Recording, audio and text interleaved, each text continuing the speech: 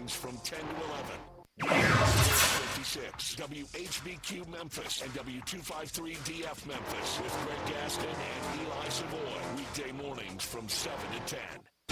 It's time for Sports Time on Sports 56 and 98.5 FM.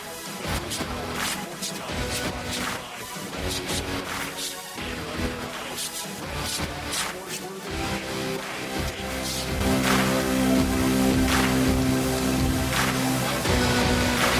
Welcome into Sports Time. Bryant and Brett with you live and local inside our Family Leisure Studios. Landon Schmidt producing. We're Sports Time. We're with you for the next 3 hours. A lot to get to today. U.S. Open is rolling right along, and a lot of guys under par right now as we get closer to wrapping up round one. The Pacers were the story of the night last night with their win at home over the Oklahoma City Thunder. We'll talk a lot about that. We'll obviously talk a lot about the U.S. Open. Got to talk some baseball, talk some Tigers like we do every single Thursday. A lot to get to over these next 3 hours. But, Brett, how are you this afternoon? Brian, I'm doing very well. We do have a lot to get to, and I think we may have two big upsets occurring. The upset in the NBA Finals, and for most of the first day, the upset of the golfers are winning over the golf course at the U.S. Open. Yes, the what we have kind of heard all week of this golf course is impossible. Well, now, again, the best golfers in the world are showing that it isn't the most impossible golf course ever. Again, it's not the Oakmont Club Championship. No. These guys are a lot better than that. But again, day one, a lot can change till Sunday. I think they're supposed to be getting some rain sometime throughout tonight into tomorrow. Some point at the end of tomorrow, there's supposed to be some storms that are rolling through there. So a lot can change. But at least so far today, when we're sitting here looking at it at 3 o'clock, when they teed off at 5 whatever this morning, so far the golfers have said it's not the easiest course, but it is a golf course that guys are able to manage and able to get some birdies and get under par, and it's been fun to watch today. 21 players right now under par, and some of those have just played a hole or two or three. Just getting started. Some are completed. Mm-hmm. There are some gigantic scores too. Yeah. You go all the way down to the worst score. I think there's 89 in there. Woo. No, make that 90. Well, no, make that. No, that's not right. It par 70, right? Yeah. So plus 14 is 84. Ooh. So 84 is dead last. Okay. 84. Okay. There are no 90s. Okay. So it's not great, but it's not 90, that's for sure. But you're seeing a lot of different things from a lot of different golfers, and kind of seeing that, the variety of the type of golfers you have out there. I mean, those guys that we talked about it yesterday, a lot of amateurs, a lot of different type of golfers that make up this field. You're seeing some of those guys are struggling with this course. Some of the best golfers in the world are saying that, hey, this isn't the worst thing ever. And again, who knows what happens the next couple of days. Shane Lowry plus 979. Yeah. Justin Rose, former U.S. Open champion winner, and lost in a playoff this year at the Masters, 77. Plus 7. Well, so there's some bigger names down there scuffling, but Definitely. there are a lot of names doing well. Mm-hmm. No, it really is. Len, how are you doing right now, today, this afternoon, whatever?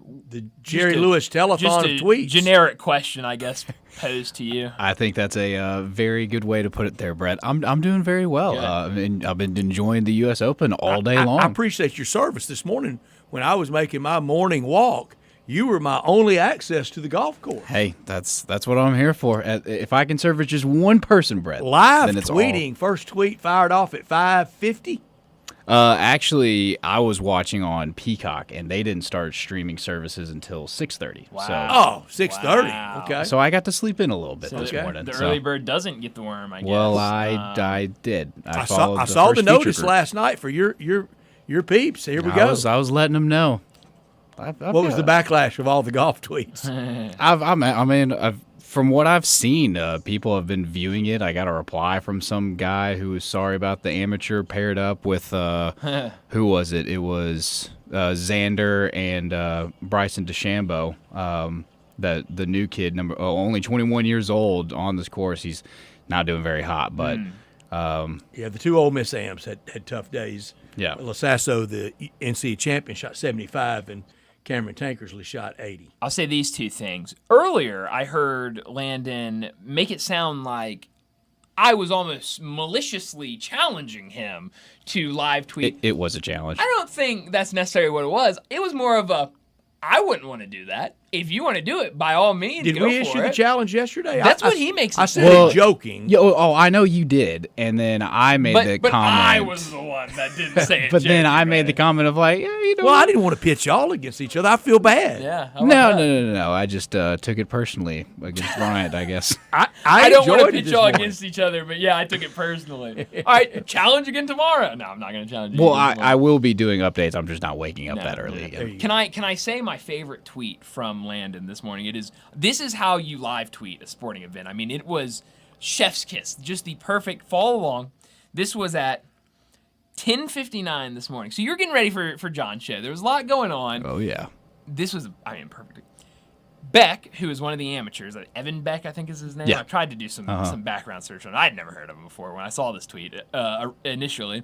Beck has an unbelievable chip in for birdie. All right, that's the first sentence. The sentence that follows that, he's now 10 over for the day. What a tweet. I mean, because I'm reading that real time, and I'm like, all right, Beck.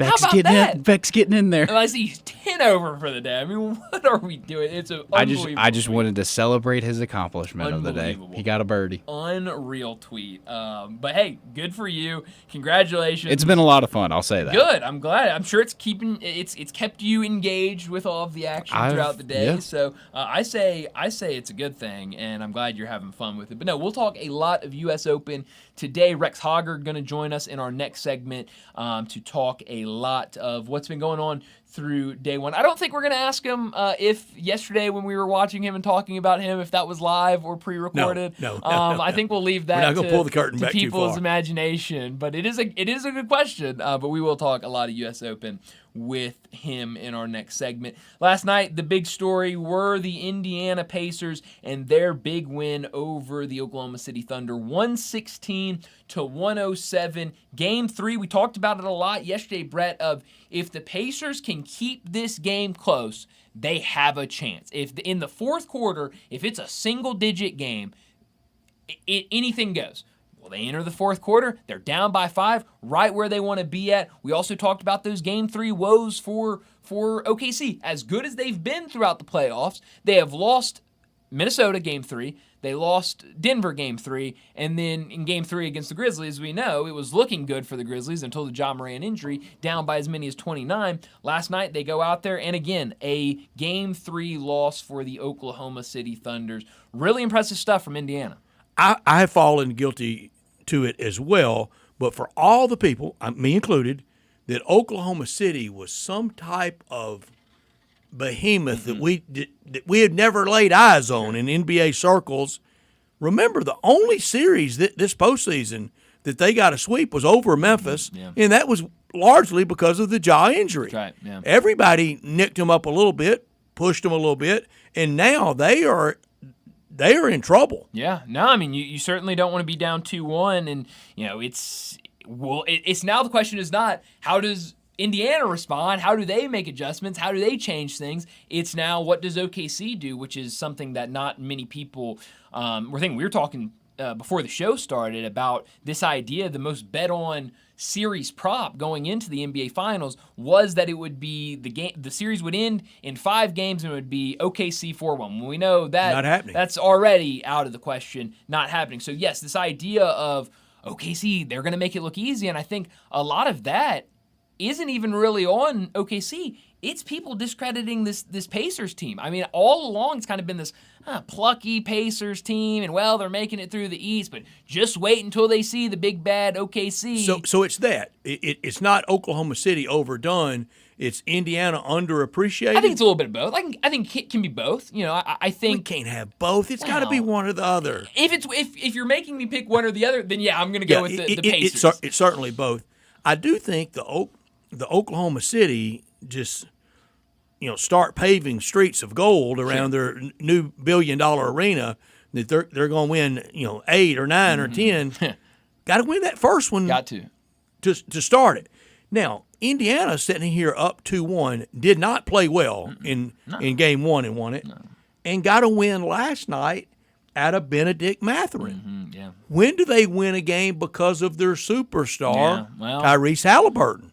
They might not be able to. I mean, this might be a series where you've got to have guys step up if you want to do that. I mean, we talk so much about this OKC defense, and they're game planning around Tyrese Halliburton. It's slowed down Tyrese Halliburton, and so I think you're seeing him struggle a little bit. He had 22, but it was not an easy 22. No, it certainly wasn't. I think a lot of that, is that defensive intensity that they are putting on Tyrese Halliburton and really making it tough for him. The thing is that he's finding ways to do other things and to make an impact and to get other guys involved. And you mentioned it, Benedict Mathurin, a guy that we've talked about it a lot throughout these playoffs. There are some games where Benedict Mathurin will go out there and have 20 minutes. There are other games where he will go out there and play 5 minutes or not even play at all. It's just kind of been what type of spot do you want to put him in? You look at these game logs. They've used him a lot in this series. 22 minutes last night, 22 in game 2, 16 in game 1. But you go back in that Knicks series, 9 minutes in game 6 against the Knicks, 8 minutes in game 3 against the Knicks, 12 in game 4, 11 in game 2. You even go back to Cleveland, 1 minute in game 4 against Cleveland. So, they have tried to pick and choose their spots when using some of these bench guys. Last night, they go to him very early. You could see that he was, he was locked in. He was ready to go, and they continued to leave him out there. I mean, you even saw late in the game, he was out there playing over Aaron Nesmith, who's been really good. Didn't have a great game last night, only 3 for 5 from the field.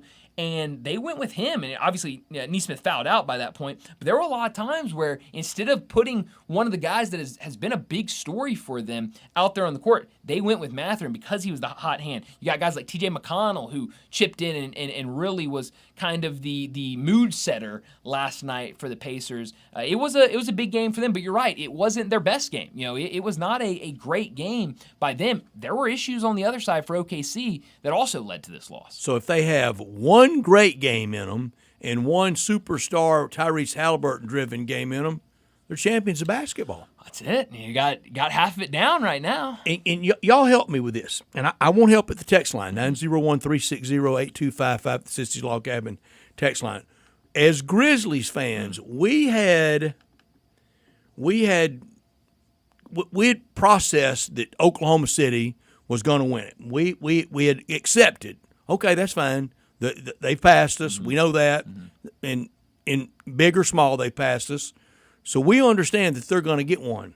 Now, if Indiana jumps up and gets this one, we still think Oklahoma City's going to get one before Memphis. Sure.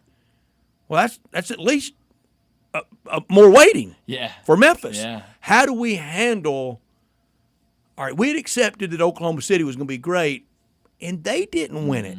If they can't win it with this team, how are we ever going to? How do we handle that as Grizzlies fans? I don't think you handle it any differently. I think just them getting to the NBA Finals kind of shows you how good When's of a our team OKC turn? is. Yeah, that's the question. Look, you're not in the Eastern Conference, so I mean, your first priority for the Grizzlies should be get to the Western Conference Finals and get to the NBA Finals. Then let it all play out, because if you're there, you at least have a shot. Get to the Western Conference Finals and win a game or two. Sure, that would be the best advancement ever. Sure, swept the only time they've advanced that far. Yeah, I mean, I don't want to talk about for this iteration of the Grizzlies. I don't really care about this team winning it, that team winning it. Title talk. Let's worry about getting deep in the playoffs for once. Now that's different than 3 or 4 springs ago. Sure. No, it absolutely 3 or 4 Junes ago. It definitely is. I mean, the expectations then were extremely high, and it was, hey, this is the group that's going to do it. It was win, not if. Yes, and now not to win it, but to get Western Conference Finals, NBA Finals. A deep run, yes. And now you have questions about that. And so I think let's worry about that before we worry about I'm finals. watching last night, and I'm thinking, okay, I'd gotten to a good spot on Oklahoma City, and if they can't win it, we really, as Zach Kleiman said, we're not close. Not close, yeah, well. I think the indication is there when your general manager's saying it. I mean, if he's saying it, then it's got to be true. So we will talk. When will we be close? Yeah, well, I guess that starts with what kind of moves we see this offseason from this front office. We'll talk a lot of NBA Finals throughout the show. Keith Smith going to join us at 4 o'clock. We'll definitely talk about it a lot with him. But let me set up today's show before we get to top and not top story of the day. 3:30, Rex Hoggard from the Golf Channel will join us to talk the U.S. Open. Obviously, a lot of action today that we have to get to with him. We got to ask him about this course. Is he surprised with the type of scores we're seeing throughout day one after what all the talk was going into the week? We will talk about that with him in our next segment. 3:45, we'll get back into the conversation of the NBA Finals, talk a little bit more about the Pacers and their 116-107 win over the Thunder. They're now up 2-1 in this series as they'll get ready for Game 4 tomorrow night. 4 o'clock, Keith Smith from Spotrac and the Front Office Show will join us. We'll talk NBA with him. We'll talk a lot of the NBA Finals, but we'll also talk some of those other stories out there. The Knicks, they are just going down a list of NBA teams and just asking, can we interview your coach? When do they give old Tomas a call? When do they give the Grizzlies a call? Can we interview Tomas? We really are getting close to a quorum. I mean, it is a weird position for the Knicks to be in and kind of what's going on. We'll talk a lot about that. Knicks think they're Alabama football. They do. We just offer it to anyone and they'll take. We can go out and any coach will take our job. But hey, when you're the Knicks and you go to the Eastern Conference Final, I guess that's what happens. You know, maybe their fan base, it's not just the fan base that has those weird thoughts about where their team is at. It's the people in the front office as well. So we'll talk a lot. We'll talk Kevin Durant. We'll talk the draft. We'll talk a lot of different things with Keith Smith at 4 o'clock. 4:30, we'll talk more of the U.S. Open, do a leaderboard update, talk about what we've seen throughout round one today at Oakmont. 4:45, we'll get to big number of the day. 5 o'clock, Greg Gaston will join us to talk Tigers. A lot to get to with him. We'll talk about the House settlement, how that affects the Tigers. We'll talk a little Tiger football. I've been in our magazines and looking at what they have to say about the Tigers. We'll get Greg's reaction on what those have to say. We'll also talk Tiger basketball as we're getting a lot of Tiger basketball news this week. 5:30, we'll get to what's trending, and at 5:45, we'll wrap up today's show like we always do with Crunch Time. Let me remind you, we're in our Family Leisure Studios where family and fun come together. It's pool time, and Family Leisure is already booking pool installs for 2025. Buy now and get on the list for your pool installation. 2024 pools starting at $19.99 installed, with liners starting at $299. And right now, all pool accessories are up to 20% off. 5 to 6 person hot tubs starting at $69.99 with swim spas and cold plunge tubs now $2,000 off. Don't forget about patio furniture. Select sets now up to 50% off, and if you mention this ad, get free installation only at Family Leisure, 2120 Whitten Road, just north of I-40. Produced by Landon Schmidt. We are Sportstime. He's Bryant. I'm Brett. We're with you until 6 o'clock. We want you to be a part of our show by texting or calling 901-360-8255. That's the Sissy's Log Cabin text and talk line. All our guests will appear on the Sissy's Log Cabin guest line at 901-360-8255. Always from our Family Leisure Studios. And Sunday for Dad, start that shopping at Family Leisure. You can't go wrong with that. And every day, this hour brought to you by Lexus of Memphis at 2600 Ridgeway and online at lexusofmemphis.com. Great offers on all 2025 models and always special leasing options. Drive in luxury and confidence, knowing that every new Lexus comes with complimentary first and second maintenance services. You can call them at 901-334-9673, but they want you to stop by and visit them at the only Lexus dealership in town at 2600 Ridgeway. And that's where you can put yourself in the driver's seat of the all-new 2025 flagship LS500. You'll be driving in style. When you purchase a Lexus, you get top-of-the-line engineering and design, and they make for the safe luxury driving experience. Online at lexusofmemphis.com. Experience amazing at Lexus of Memphis. Top story of the day. Well, my top story of the day, it's got to be last night's game in the NBA Finals. The Pacers, a 116-107 win over the Oklahoma City Thunder.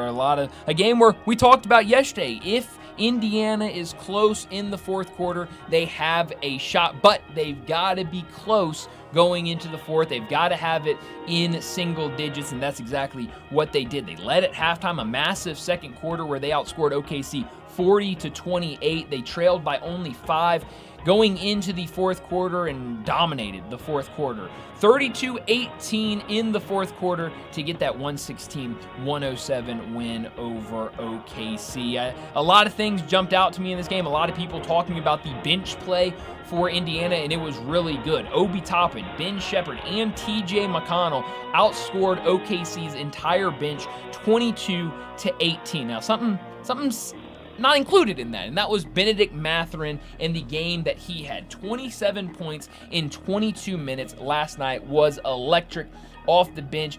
A guy that we talked about it just a couple minutes ago. Some games he's out there for 20 minutes. Some games he's out there for 4 minutes. Pacers lore with the Mathurin finals game. I mean, it really was one that will be remembered for a very long time, what he was able to do last night. He was really, really good. But on the other side of that, it was not a great game for the Thunder. We talk all the time about how much the Thunder turn opposing teams over, but the other big thing is how little they turn the ball over. Going into last night's game, the Thunder averaged 11.6 turnovers per game in the playoffs. Last night, 17 turnovers for them. So a little high on the turnovers. The free throw shooting also really bad. 76.7% from the free throw line, 60% in that fourth quarter. I mean, there were times where it looked like, okay, make 2 free throws here, you're right back into it, get a stop and get back, and they missed both free throws. I mean, it was a struggle at the free throw line all night for OKC, and I think when you look at that,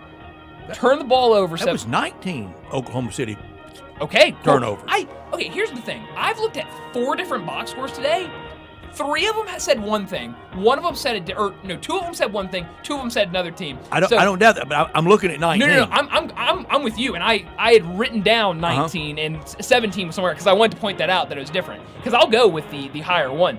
19 turnovers. Shocking number. It's right here on ESPN. 17 turnovers for OKC. So I don't know. I'm on the app and it says 19. Come on, ESPN. Literally. I mean, I don't know how that happened. So 19 turnovers, even better. So an uncharacteristically This is like these college football media guides that we don't know really who won anymore. Because that's why I was looking at 17 turnovers. Okay, that's a little high. And I was starting to look at previous games. And then I clicked on last night's game when I was meaning to click on a game before, and I saw 19. And I was like, wait a minute. I just saw 7.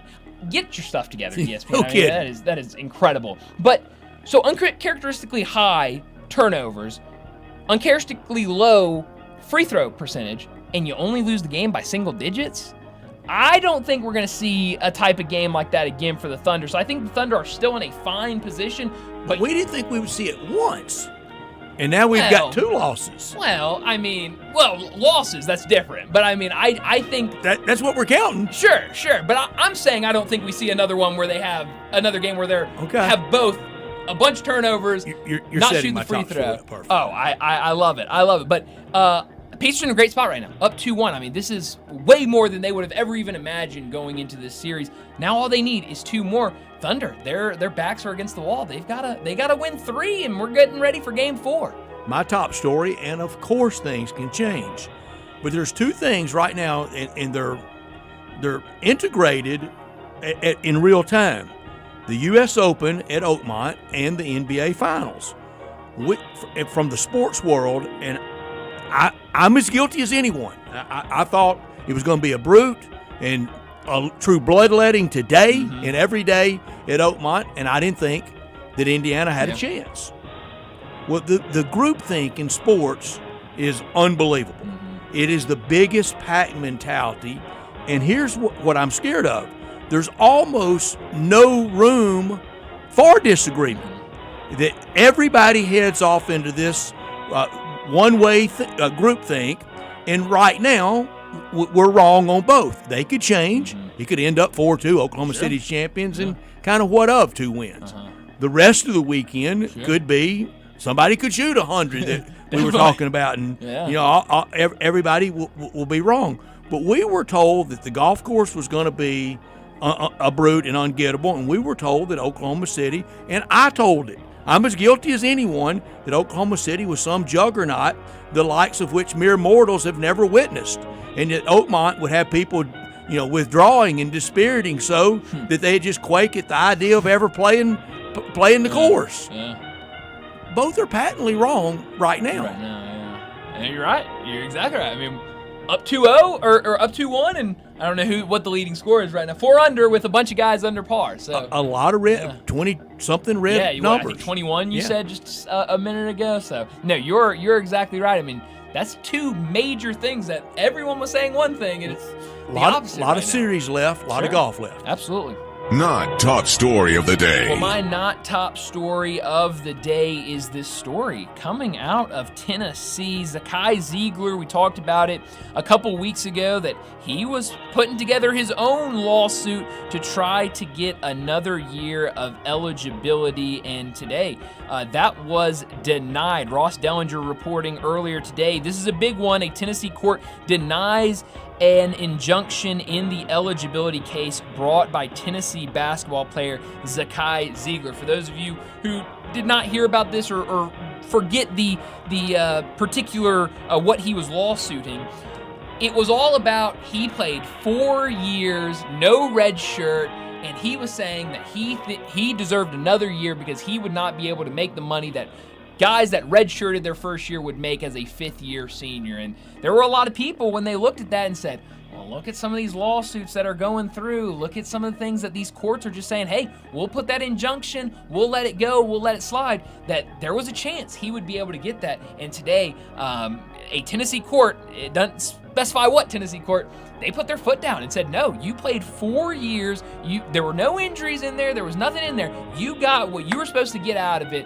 You're not getting an additional year. And so it brings to question, are we seeing, now that House settlement's gone through, are we seeing a change in some of these lawsuits and some of these decisions? I know some people have talked about it, but how could that affect if Dane Danger doesn't get... Tyler Shuck playing what? 7 years of college football? Exactly, yeah. I mean, if you've been to a college football game, you saw him play in person somewhere. Yes, yeah. If you've been to one in the last 15 years, you get a good opportunity to see Shuck. Yeah, I mean, Diego Pavia, there's a lot. And so now I think you look at if Dane Danger doesn't get this waiver, we were all talking, take it to court, take it to the lawsuit. Shuck wasn't even the most egregious. It was Bowman at Oklahoma State. It's been everywhere. Yeah, he's been and everywhere forever. My not top story is this. Now, 18 players in red numbers. The golf course is going to end up being a brute. By Sunday, there will be very few under par. Oklahoma City comes back and wins 4-2, and it will be easy. It will be easy for Oakmont. Oakmont's going to be hard for the golfers, and everything will be like we predicted. That's how you do live tweeting earlier. That's how you do top and not top. Covered every you just cover all your bases. It was at the roulette wheel. I bet every number. It's exactly right. I love it. Well, we got to get to a break. That'll do it for top and not top story of the day. When we return, we're talking golf. Rex Hoggard from the Golf Channel. He'll join us. We'll talk the U.S. Open next on Sports Time. We are real sports talk. Sports 56 WHBQ. Available on your radio dial at 560 AM and 98.5 FM, as well as around the world online at sports56whbq.com. Take us with you everywhere by downloading the Sports 56 app. And at home, just say, Alexa, play Sports 56. Sports 56 and 95 FM.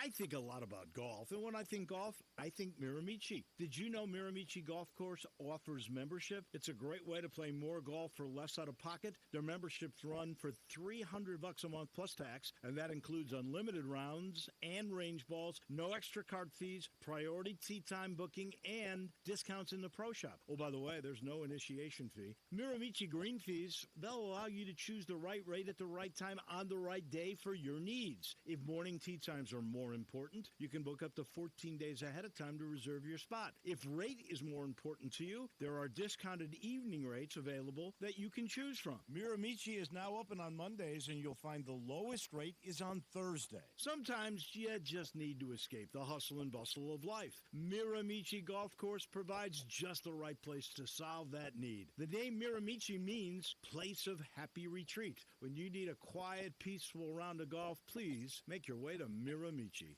Hi, I'm Glenda Hastings, owner of Napa Cafe, and I'm inviting you over for dinner.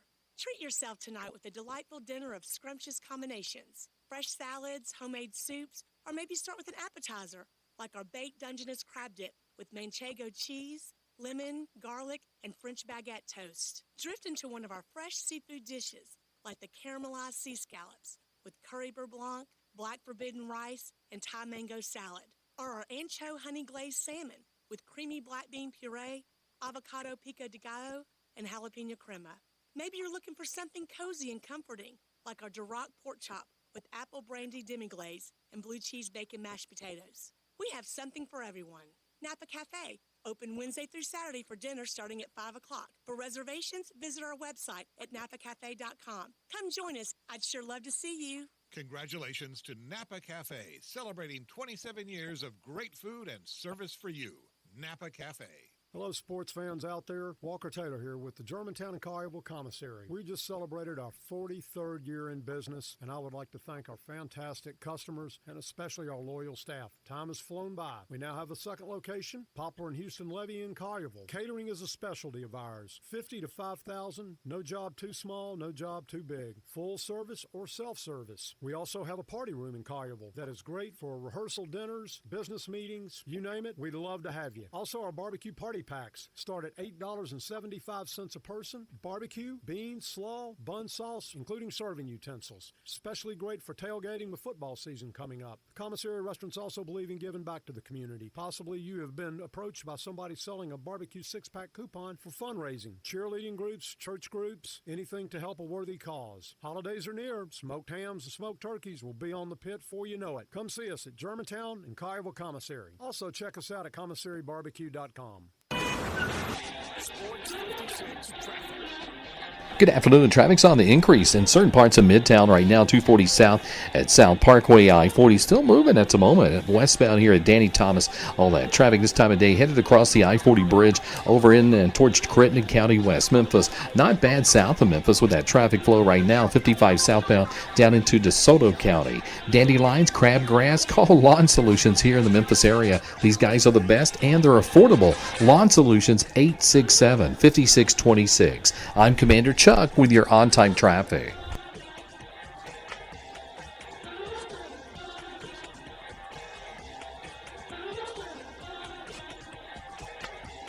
Now, back to Sports Time. Sports 56. This hour is brought to you by Lexus Service. Here are your hosts, Star Sports Movie, Brian Gates.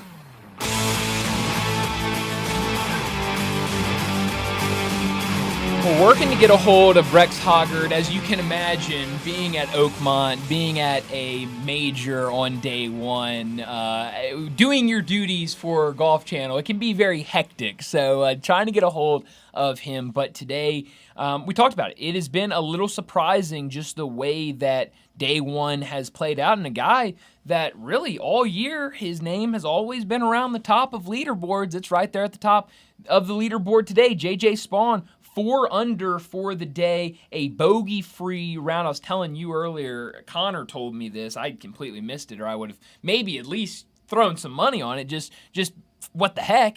But there were some odds on, I don't know what sportsbook it was, but plus 9,000 after all of this talk of how difficult this golf course is. Plus 9,000 for a golfer to have a bogey-free round. Just any golfer. Doesn't matter who it is, to have a bogey-free round. J.J. Spawn already today with a 4 under bogey-free round. Please tell me you had that ticket. I didn't. I didn't see it. Connor was the one, my Connor brother. sitting on the cash? I don't think he played it either, but he was the one that saw it. And then he was telling me today, he was like, yeah, I just saw this. I was like, why didn't you tell me about that earlier? He was like, well, I didn't. Any others join Spawn? I haven't seen any. I think I'm sure there might be some out there, but I think when I was looking it up, because I was trying to, because he's like, I think it was 9,000, I think. So I was trying to look it up on Twitter, and there were people tweeting about it, saying J.J. Spawn had done it, but he was the only one that had done it at that point, and that was probably about an hour and a half ago. But a really good day for him. You know, got 4 birdies on the front 9, back 9 was even. So a really good day for him, and we'll see how long he can last up there. But so far a lot of guys in the red, and we'll see if that can continue. You think he's leading on Sunday? Do you think he wins, holds it up all weekend? I don't. No, I'm not. I'm certainly not going to bet on JJ. He's Spawn not Michael Block. He's a good player. He's a really good player. Didn't he win the Players? Did he win it? I know he was in the played playoff. well. He was in the playoff with Rory, and That's right. I don't. won it. Yeah, I think Rory won it, but was in the playoff. I mean, that was when we all had to wake up at 7 a.m., 8 a.m. the next day and watch those playoff That's right. holes. But he's been good. I mean, he's been around. I don't know how many top 10s he has this year, but I'm sure has 4 or 5. I mean, he's been around this year. He's a very good golfer, and so far a really good first day for him. Scotty Scheffler, +2 through his first 9, the front 9. That's not too bad, but he's not lapping the field like we all thought he would. No. And that's kind of what he wants to do for a round of golf. I mean, he doesn't want to go out there. We've kind of seen him time and time again where he doesn't want to be leader after day one. He wants to kind of hang around, get a feel for the golf course, and then Saturday, Sunday, that's when he's going to strike and get up the leaderboard. So I think right now he's in a good spot, and we'll see obviously how he finishes. I think he's going to be in a fine spot. I saw earlier he was needing a rules official to come over and do something. He was in an issue earlier, but I think he'll be fine. Who's in red numbers you think look out for? Well, I'm hoping it's my guy Sam Burns, who's right there 1 under. I would love for him Great tournament last week to be that guy, but right now I really don't know. Maybe a guy like Sung J M. Maybe he's a guy that can push through. Brooks Koepka through 10 holes -1. I don't know. I mean, he's just a guy where it just feels like at any point he has that couple holes and it spirals Tap out of back control. into it one more time. Yeah, I mean, I'd love it if he did. I love Brooks Koepka, and I would love to see him do it. I don't really have much confidence in him, and really going through these majors, I don't have a ton of confidence in the live guys. It's kind of been Bryson has been around, but outside of that, John Rahm every now and then will be around. But how many times are we to a major and it's this live guy is going to come out here and he's going to dominate and he's going to be great, and then they're nowhere near the leaderboard. So I don't know what to expect with these live guys. Maybe Rex Hoggard is doing another live hit. He might be on I Golf don't know. Channel because we can't catch up with him. I texted with him earlier today. Very sorry that we can't. We'll try to maybe later today or tomorrow, but we're having difficulty getting hold of him right now. Phil Mickelson +474. I saw him drive a drivable par 4. He only made birdie on it. And the announce team were alluding to this could be it at the U.S. Open for him. He has chased it forever. Yeah. He's not going to get it this week, and this could be it chasing. Yeah, we talked about it a little bit yesterday. I mean, it really is kind of sad watching him play the last couple of years. Obviously, there's not many people that are going to go and track down Live and watch the Live tours whenever, I was going to say week in, week out, but they're not playing every week, whenever they want to play. And so I don't know what he's doing over there, but, whenever we see him, I went through it yesterday. The 2 majors we've already had, cutting both of them. Last year, the 4 majors, cutting 2 of them, like a T46 and a T70 and in the other 55. 2s. Yeah, and so, I mean, it's one of those where it'd be one thing if he was on the tour and it was kind of one of those things where he's not playing a lot. We see him at the majors and, it's just kind of, you're getting old, we're seeing it, it's sad to see, but it's the fact of how that breakup happened and him going to Live and him really turning his back for probably good. I mean, there were good reasons in there why he turned his back on the PGA Tour, but to see that and to kind of see the public perception of him completely flip. Especially from 4 years ago at Kiawah. Exactly. Winning the PGA Championship. And to see that and to see the play, it's really sad to see. And so, yeah, I was telling you, there was a story, I didn't read it, but there was a story either earlier this week or last week over on maybe CBS Sports kind of alluding to the same thing. So I wouldn't be surprised if this was the last go for him. And I don't know that I don't think he would be out of exemptions with next year. They are at Wingfoot, and I know in 27 the U.S. Open is at Pebble Beach. Mm-hmm. I thought he might, and I think he would be deserving of kind of that send off. He might not want it though. Yeah, no, he might, and he certainly probably won't. Well.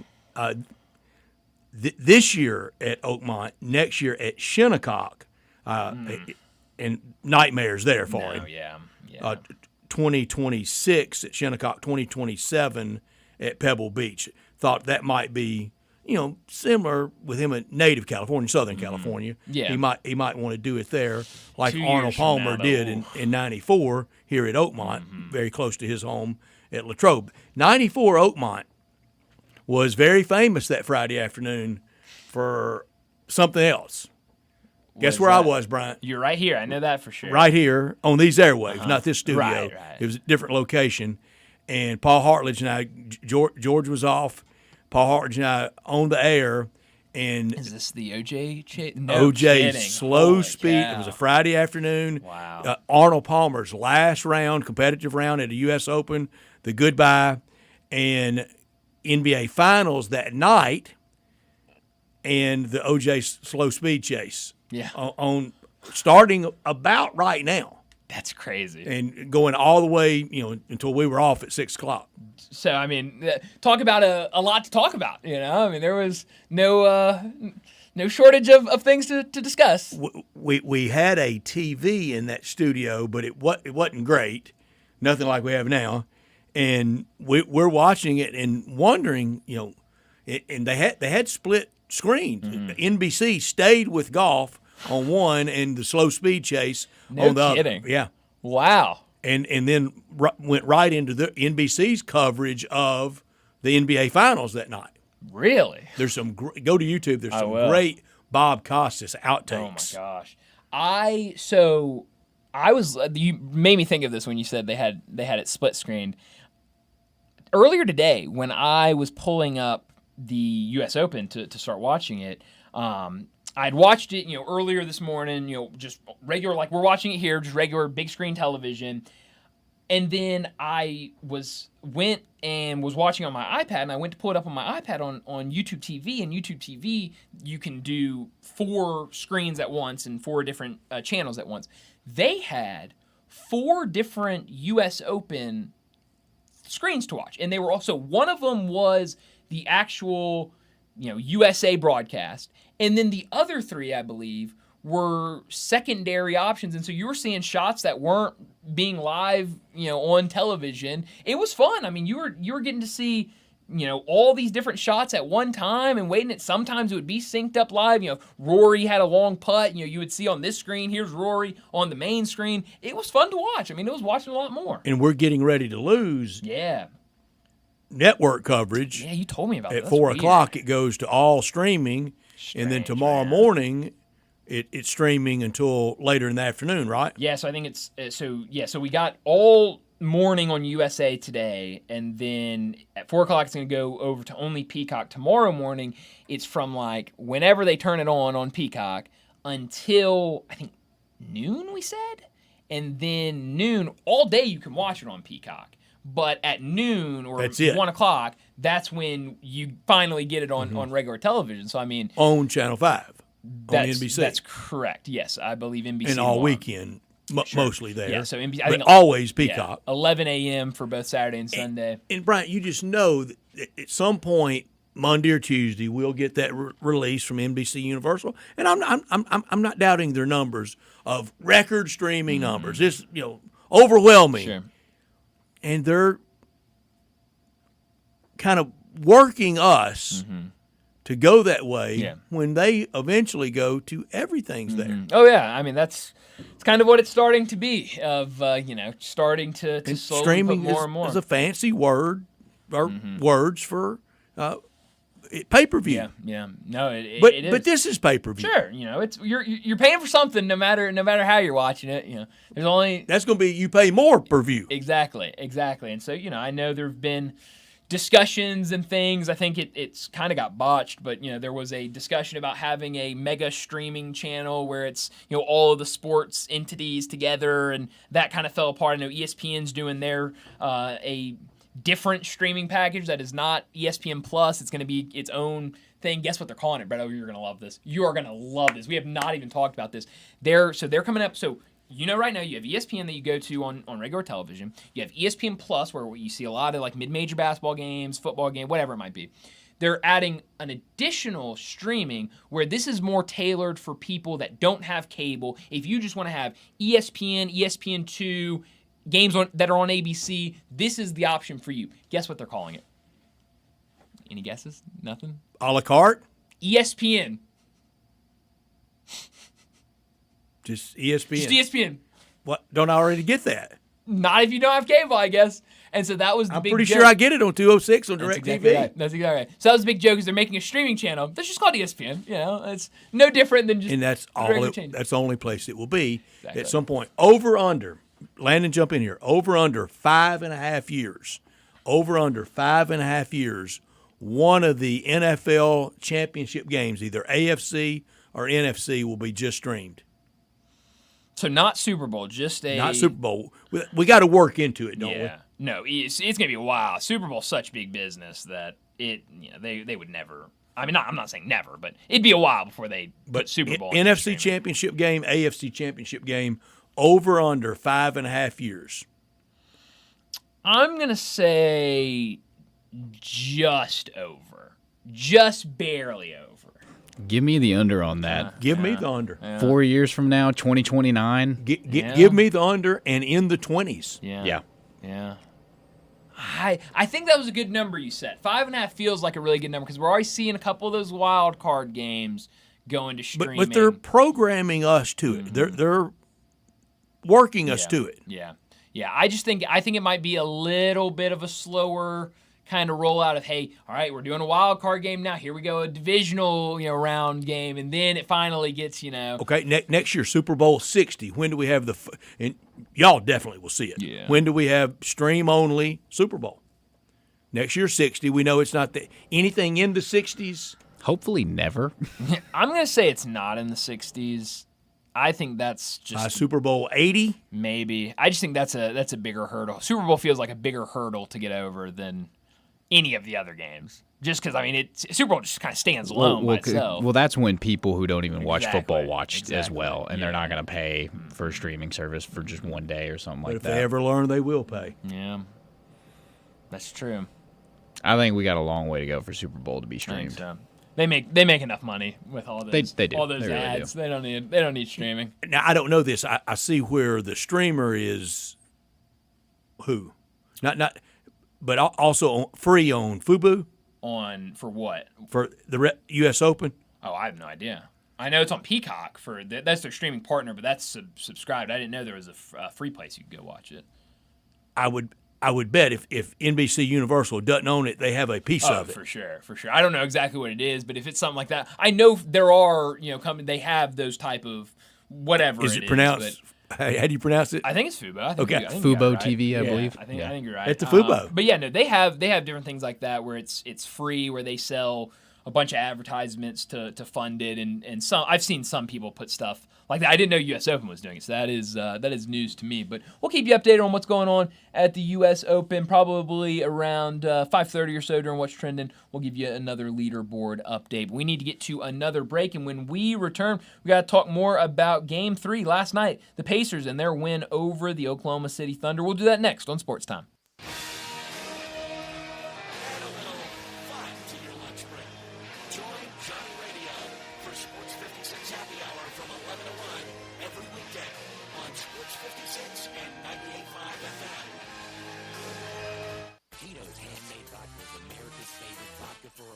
From the first legal distillery in Texas, Tito's is 6 times distilled till it's just right and naturally gluten-free, making it a high-quality spirit that mixes with just about everything. From the smoothest martinis to the best Bloody Marys, beyond the bottle, Tito's has gained a reputation for giving back, teaming up with nonprofits around the world to serve its community and do good for golf. Make your next cocktail with Tito's and learn more at Tito'sVodka.com. 40% alcohol by volume, mainly 80 proof, crafted to be savored responsibly. This is Secret Clinical Dominating Extra Stinky Stress Sweat. And this is regular deodorant.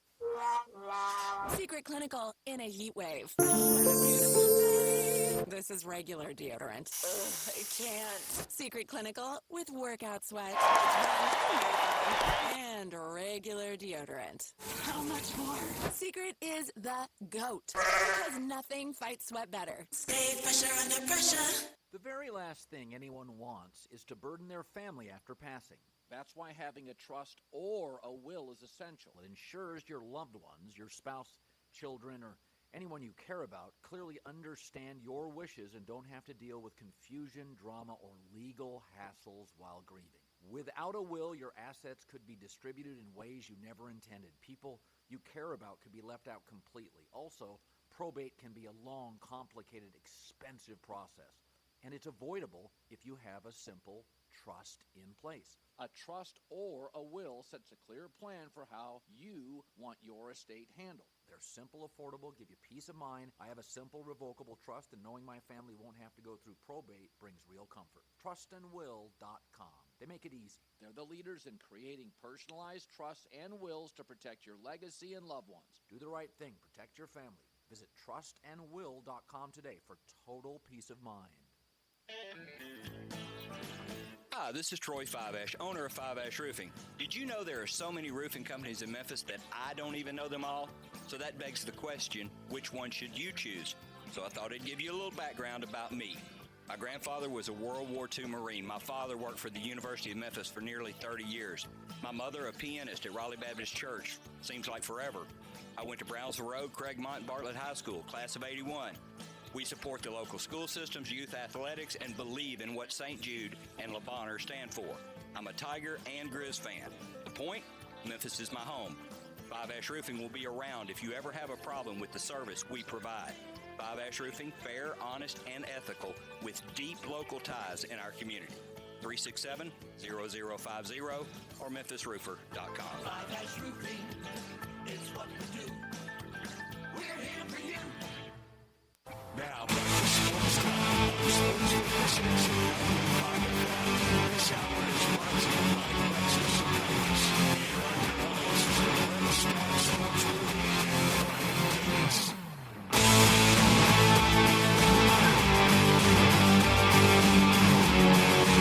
Welcome back into Sports Time. Bryant Brett with you live and local inside our Family Leisure Studios. We got to talk more about Game 3 last night of the NBA Finals. The Pacers, a 116-107 win over the Thunder. It was a massive fourth quarter for the Pacers. They outscore the Thunder 32-18 to secure that win, and now they go up 2-1 in this series. Game 4 tomorrow night, a quicker turnaround, so all the people complaining about how much time we have between games, much quicker turnaround between Game 3 and 4, so that'll be nice. Big Friday night audience we hope and expect for tomorrow night for the NBA Finals, and I think so far through 3 games, here's my MVP, Rick Carlisle.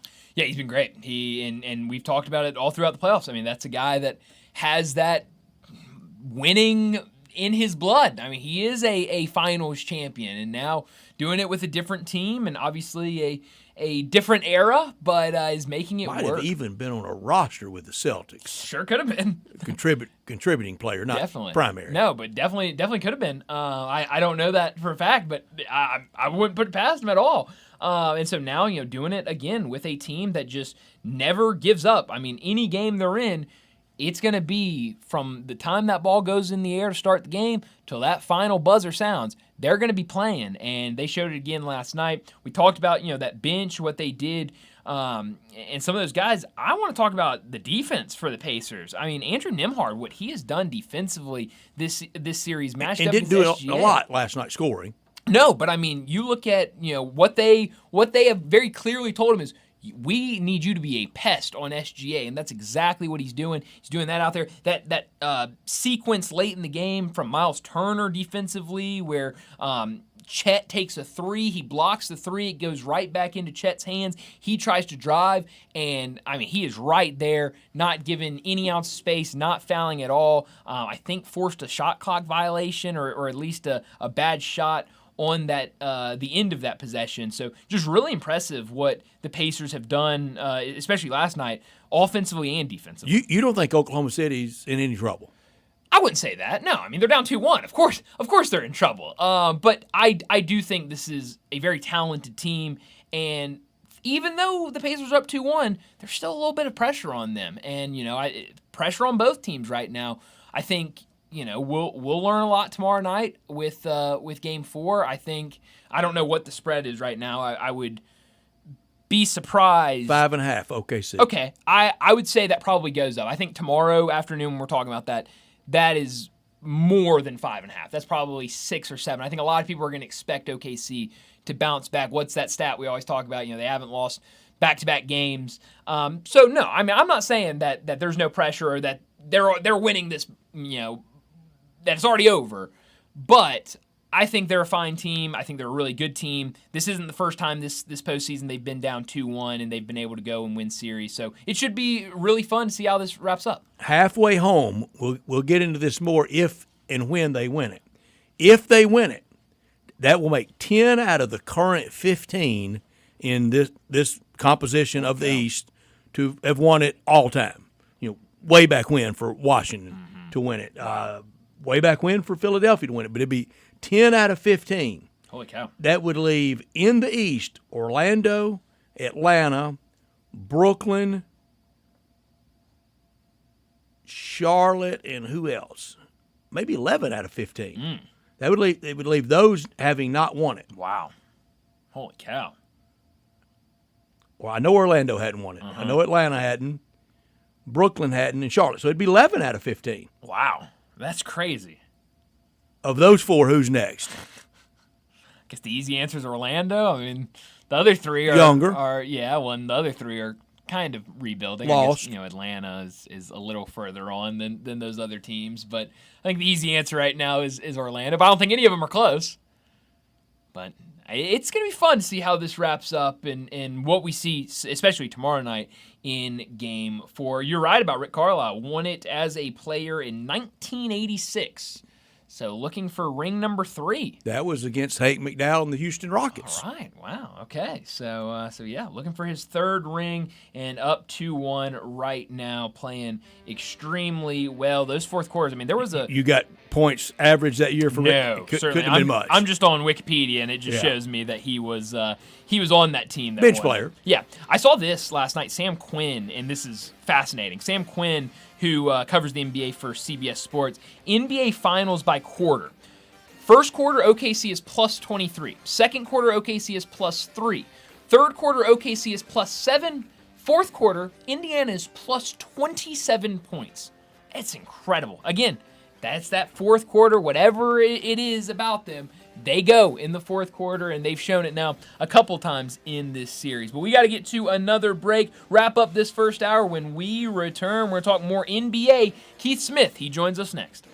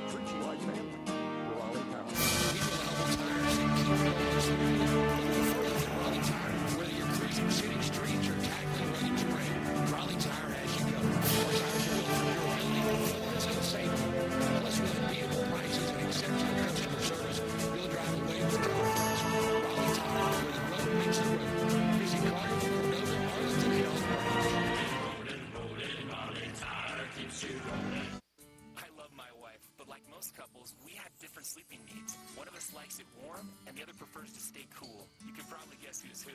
About 15 years ago, I set out on a mission to find the perfect fabric to keep us both comfortable. I found it in Viscose from Bamboo. I'm Tyler, founder of Cozy Earth. Cozy Earth offers the softest, most comfortable sheets, towels, PJs, joggers, and more. Our premium bamboo viscose fabric is incredibly soft, breathable, and moisture-wicking, helping regulate body temperature so you stay comfortable all day and night. Unbelievably cozy, ethically sourced, and designed to add a touch of luxury to your home. I believe so strongly that our sheets will turn your bed into a sanctuary that if you sleep in our sheets for 100 nights and don't absolutely love your experience, we will refund your money. No questions asked. I'm so confident that you'll love Cozy Earth that I guarantee it. It truly is the gift that keeps on giving. Go to CozyEarth.com and use code CozyComfort to save up to 40%. That's CozyEarth.com. Code CozyComfort.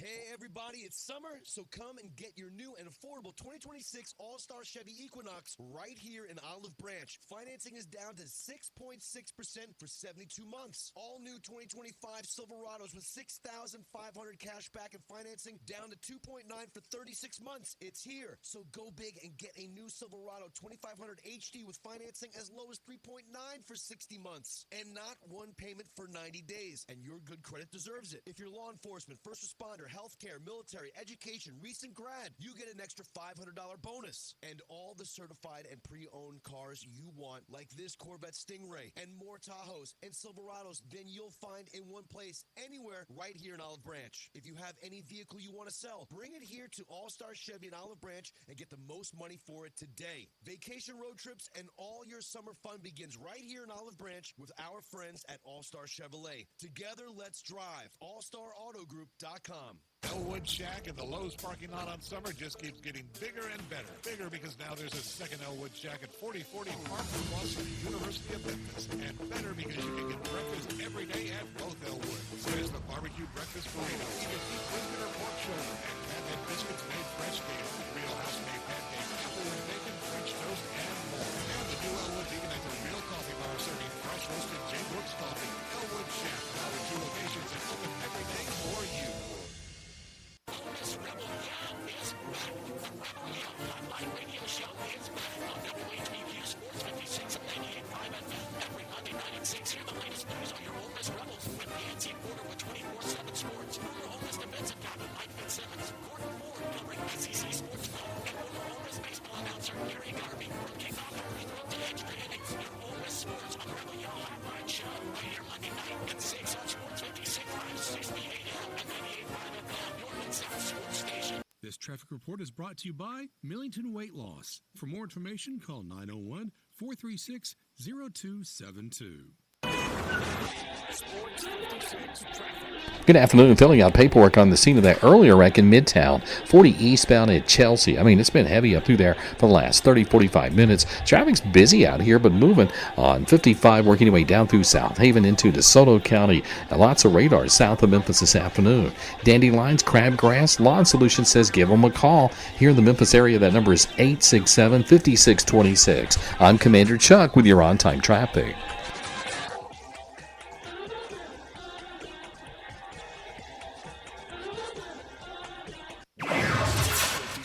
WHBQ Memphis and W253DF Memphis with Greg Gaston and Eli Savoy. Weekday mornings from 7 to 10. Time to talk NBA with Keith Smith from Spot Rack and the Front Office Show. And on Twitter X at Keith Smith NBA. Here's Keith Smith talking basketball with Bryant and Brett. Keith Smith joins us now to talk the NBA like he does every single week from Spot Track and the Front Office Show. Keith, thanks so much for joining us. Let's start with what we saw last night. Game 3, the Pacers get the win at home. They now take a 2-1 series lead. What did you see last night, and what has stood out to you about this Pacers team that have gotten them to this position to be up 2-1? Yeah, they're tough. They don't go away. I thought there were a couple times in that game right at the end of the third quarter. It looked like the Thunder had kind of taken control, and then it was really into a spot where the Pacers immediately fought right back, made it a game again, and then took control late. Like they just are so good at playing their game. They've gotten rattled at points, but they just kind of keep doing their thing. They just kind of keep going, and that makes it really hard for the Thunder to get any kind of sustained momentum going. Would you call Indiana in control of this series? Yeah, I mean they're up 2-1. They have home court advantage now, so I would say that's in control. It's hard to envision them not getting a Game 6 at home. I don't know that they're going to lose 3 straight, but they certainly could. The Thunder are a very, very good team, but I think now, if you're the Pacers, you're feeling pretty good about your chances to take it home and win the finals. Yeah, I know. I mean, they have looked really, really good, and you talk about just, and everybody's been really talking about since last night, just the different type of options. Brett and I talked a lot going into the series about how deep both of these teams are, but you look at last night and the production that the Pacers got from their bench. You look at Obi Toppin, Ben Shepherd, and T.J. McConnell. Just those 3 guys outscored OKC's bench 22-18. Then you throw in Bennedict Mathurin's 27 points. They have so many different options that they can go to, especially at home. Those guys were really comfortable last night. Yeah, absolutely. And that's been, I think, kind of the difference we've seen here so far. What we saw was the Thunder starting five. They weren't great, but they were still good enough to win. But the Pacers bench was terrific. The way Matherin and McConnell stepped up, absolutely huge for them. I thought they got pretty good moments from Obi Toppin throughout the course of the game as well, and they just really are doing their thing. Ben Shepherd, I thought too, played really good defense on Shea Gilgeous-Alexander at points in this game three also. So that was the difference. I said at halftime, Pacers needed more from Miles Turner to win. The Thunder needed more from their bench. Pacers got more from Miles Turner. He made some big plays down the stretch of the game. The Thunder never really got more from their bench, and that was a big part of why Indiana won. Keith, we had this discussion earlier, and naturally it is both. But if it's one more than the other, did we miss on Indiana or did we overestimate Oklahoma City? No, missing on Indiana for sure. Oklahoma City is really, really good, and they should have been highly thought of, and everybody should have had really good impression of them going into things. The missing on the Pacers, that's something a lot of people did. I don't know how many people outside of really Pacers fans thought, all right, this team is going to be there. That's where they're going to be at the end is, right there competing for the NBA Finals. I think, most picked them to win in the first round. A handful of people, I know went against them against the Cavs. And then a handful picked them against the Knicks, but I think I only saw one or two pick them against the Thunder, and that's just telling me, hey, they haven't been believed in, far enough all the way through.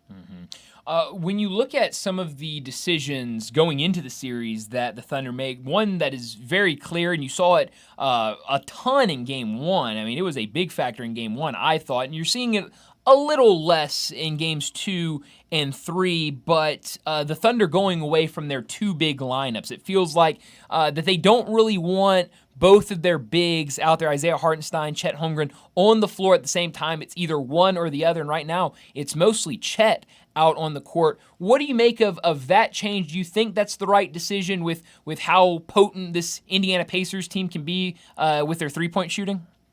Yeah, I didn't like it the way they did it in Game 1. Yeah. Going away from, who you are. You started Hartenstein all year when they've been healthy and Holmgren together, and you just kind of do your thing. And now we're in a spot where it is, no, we're going in a little bit of a different direction. And it's okay, but you adjusted to the Pacers before we even played a minute of the finals. And generally, you want to make the other team adjust to you. Like, that's your goal there. So I think now we're in a spot where let's see where things go from here. I want to see, kind of who can recapture the momentum with this. I wonder, do the Pacers go back big, or the Thunder go back big and kind of try to bully the Pacers a little bit more. I thought Hartenstein played really well. Holmgren at times was pretty good, and then at other times didn't look so hot. So it's just a weird adjustment there. But yeah, I would consider at least let's go back to the two bigs a little bit more, even if we don't go back to starting both of them. Is tomorrow night game is the game in Indiana? Is it must win for Indiana to go up 3-1 in Game 4?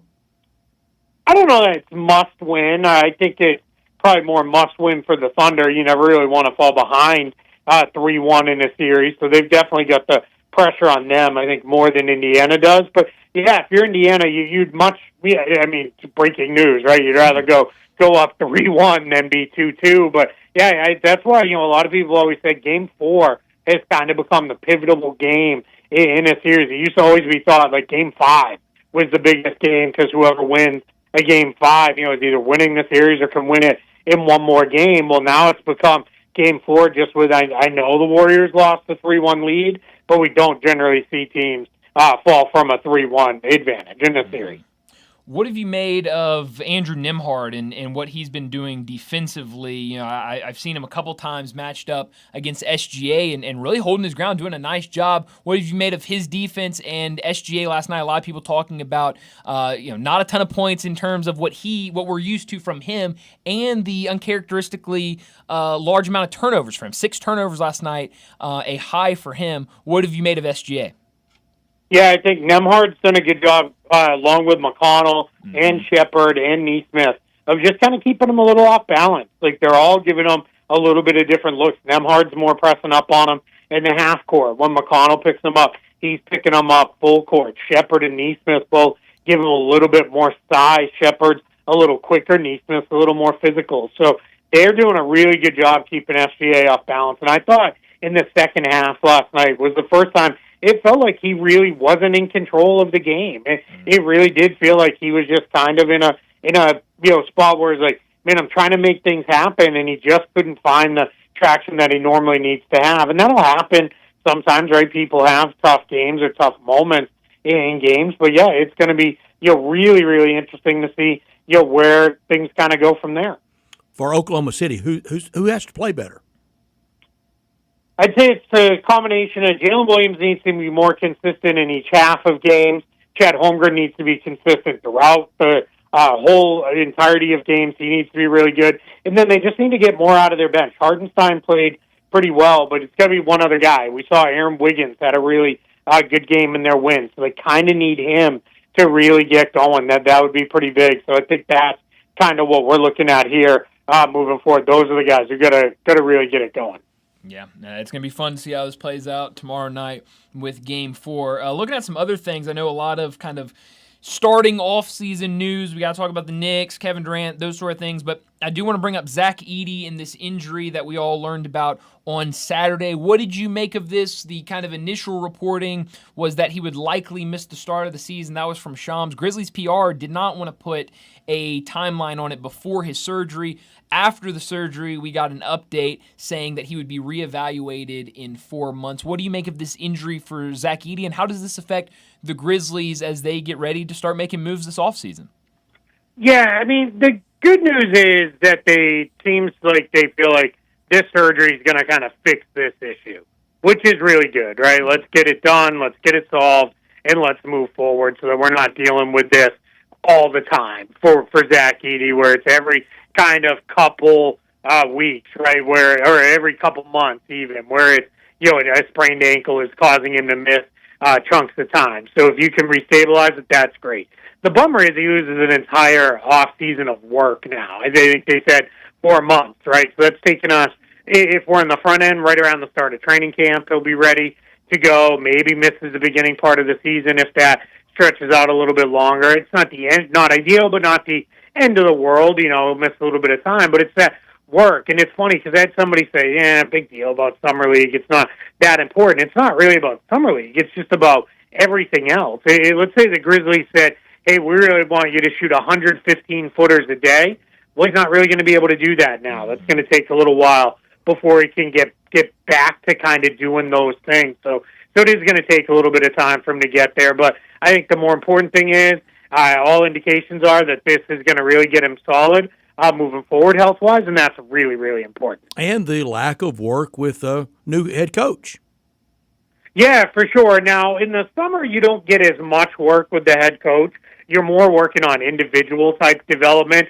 But if he misses training camp, that's where it's going to be tough, because I know they got a little bit of a taste of Thomas Isolo putting in his stuff, but they said, hey, there's only so much time to put in the things he wants to run and the things he wants to do and the kind of team he wants to be. So there wasn't a lot of time putting all that in. So now we're just in a little bit of a position where, all right, well, where do we go kind of from here with this as far as Edey being out? And then roster building-wise, if you're the Grizzlies, you at least have to have some consideration around, all right, front court's a little bit in flux. We've got Jaren Jackson Jr. with this whole next contract thing coming up. We've got Brandon Clark ended the season injured. Santi Aldama's a restricted free agent. We're not going to have Edey. So now we're kind of down to Jay Huff, and I know Jaren Jackson Jr. will be there, but where are we going to kind of go? So you may want to look at, all right, maybe we should look at adding another big into the mix unless, we're rock solid on Clark will be ready to go and we keep Aldama, then we've got enough to get by. But that's another factor that maybe wasn't a part of this before Edie had this surgery. Keith, what big man, what 6'10", 6'11" North has had this procedure and really came back from it fine? I don't know. These ankle stabilization things are fairly new. It used to just be, hey, you have sprained ankles, put on a brace and, hope for the best. And the guy, obviously, that we all go to that finally got it right was Stephen Curry. There was a point in time, which was why he was on such a value contract when the Warriors were able to then go sign Kevin Durant and really kind of become what they became even further. But it is a spot where it's like, all right, where do we kind of go with this one? But I think with this, I think the closest kind of example of a big man who had foot leg injuries going into the early part of his career and then came back in a big way was Brook Lopez. There was a point in time where early in his career was like, I don't know if this guy's going to make it, and there are a lot of thoughts of, he might be somebody whose career never quite gets there, and then he kind of was able to turn it around and become, this great player who's now, still playing at a very, very high level. Yeah, I'd be completely fine if that is what happened with Zach Edey. Talking to Keith Smith, he joins us every single Thursday to talk the NBA from Spot Track and the Front Office Show.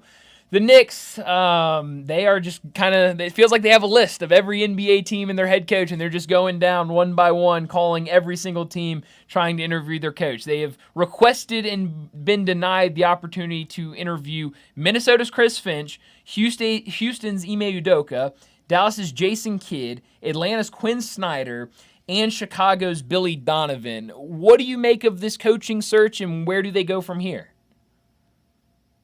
Yeah, I think with the Knicks, it's certainly strange that we've had this much traction on them going after all of these current head coaches. I made the joke, and that was maybe before the last couple, where it's like, we only got 25 more to go, and talked about all of them. And that's definitely a little strange. It makes it look like they didn't have a great plan going into it, but I think the thought process might be, hey, to all the guys who are available to us that don't have jobs are all still available because we have the only open job right now.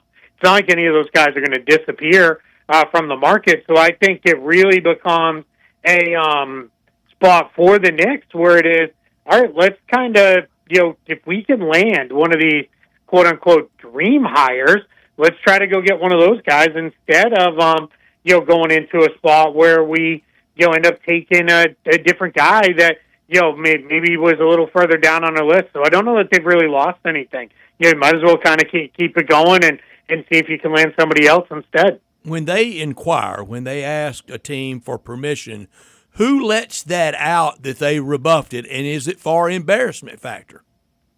Yeah, it really depends, right? Sometimes you get,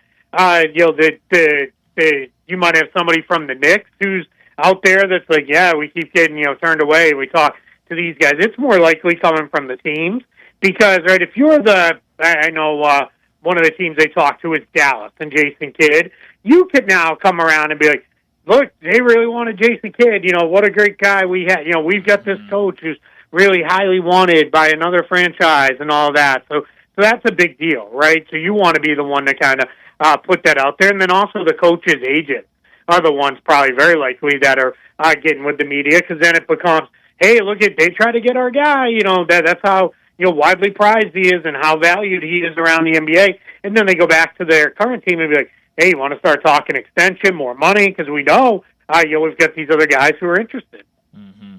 It feels like we're really close to a trade involving Kevin Durant. It sounds like there were reports that his preferred landing destination was San Antonio. There was a Shams report yesterday that the 5 primary teams out there are Houston, San Antonio, Miami, the Knicks, and Minnesota. When do you think we see a trade? And if it is the Spurs, what does that trade kind of look like? Yeah, I don't know that it's going to be the Spurs. We'll see. That there's been a lot of buzz on that. One thing that worries me with that is the Spurs have been historically pretty tight-lipped. We don't get a lot out of them, especially before they make a move. So a lot of times you have to take whatever's going on with the Spurs with a massive grain of salt when they're mentioned for that. But, yeah, I mean, we're at a spot where if it goes down, there's two ways this can happen. If it happens here in the next, we got 18 days, it'll either be agreed to, and then it'll actually execute post-July 1st when we get into the kind of the next, next league year, because then there's a lot of reasons for that. It might be salary matching. You might be bringing in a third team that needs the ability to take on a salary or anything like that. Then you kind of go back to the other side of it. If it happens ahead of that, that just means it's a legal trade now, and it got done. It doesn't really change things all that much. It's just whether or not the Suns pick up a draft pick in this draft and the guy gets given a Suns hat, or the guy gets given another hat and we play hat shenanigans, and the poor kid's asked about, hey, what do you feel about going to San Antonio? And he's like, hey, wasn't it reported I'm going to Phoenix? I'm never going. It just gets weird, right? Yeah. So that just is weird, with that one. But, yeah, it does sound like we're getting close on a Durant trade, and I think, we're in a spot where the Suns are very likely, what we're going to see the Suns get back is some form of players that are probably not super high-end prospects, but more veteran guys that can play, some guys that can probably play now and help a little bit there. And then I think the other piece that we might see them get back is another, draft pick or two. If he goes to the Spurs 1 year from now, that move doesn't put San Antonio in the NBA Finals. What's the move for Kevin Durant for him to be playing in the finals a year from now? Yeah, that'd be more like a Minnesota type situation if they could pull off a trade for him. They were pretty close. We've heard the Knicks mention there's certainly worlds where, all right, that could make sense if he went there, that, they could be that close. Houston, I don't feel like is that far off, with the way they've kind of built out their roster. A lot would depend on how that trade came together for them. So I think we're just in a spot where, it's certainly, very, how do I put this? There's certainly opportunity here for Kevin Durant, but Miami's another one too, right? Where Miami could maybe then make a couple other moves and put them there. But I don't know. The Spurs, I don't know the Spurs are so far off. You'd be starting with a base of Wembanyama, Fox, Castle, and Durant. Figure out the rest of it, and you're probably pretty close too. It's a pretty good group. I would love to have that group as kind of my base. There were some reports earlier today that the 76ers had called the Spurs, speaking of the Spurs, trying to get their thoughts on maybe a trade around the second overall pick. There was also a report yesterday that the Sixers really like VJ Edgecombe. Do you think we see any moves in that top three of the draft? Yeah, I think we may. There's rumors that Philly wants to trade up to 2. That would make a lot of sense if you're San Antonio. If you're not sold on Dylan Harper being the guy that fits with Fox and Castle, then it makes some sense to trade back to 3 and pick up some additional stuff and draft somebody you feel like fits better. With that, there's also rumors Philly could trade back, and teams might come up to 3. There's a rumor with the Hornets, the Nets.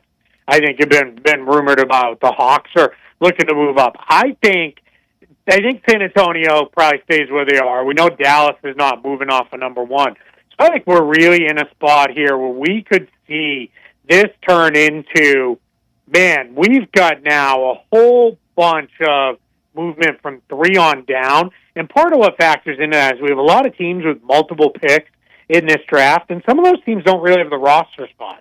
Oklahoma City, Orlando. Those rosters are pretty well stuffed.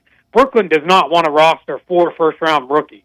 That's not something they're looking to do. So I think we're in a spot where we may really see some stuff happen here where it turns into, all right, we're going to have a lot of movement coming.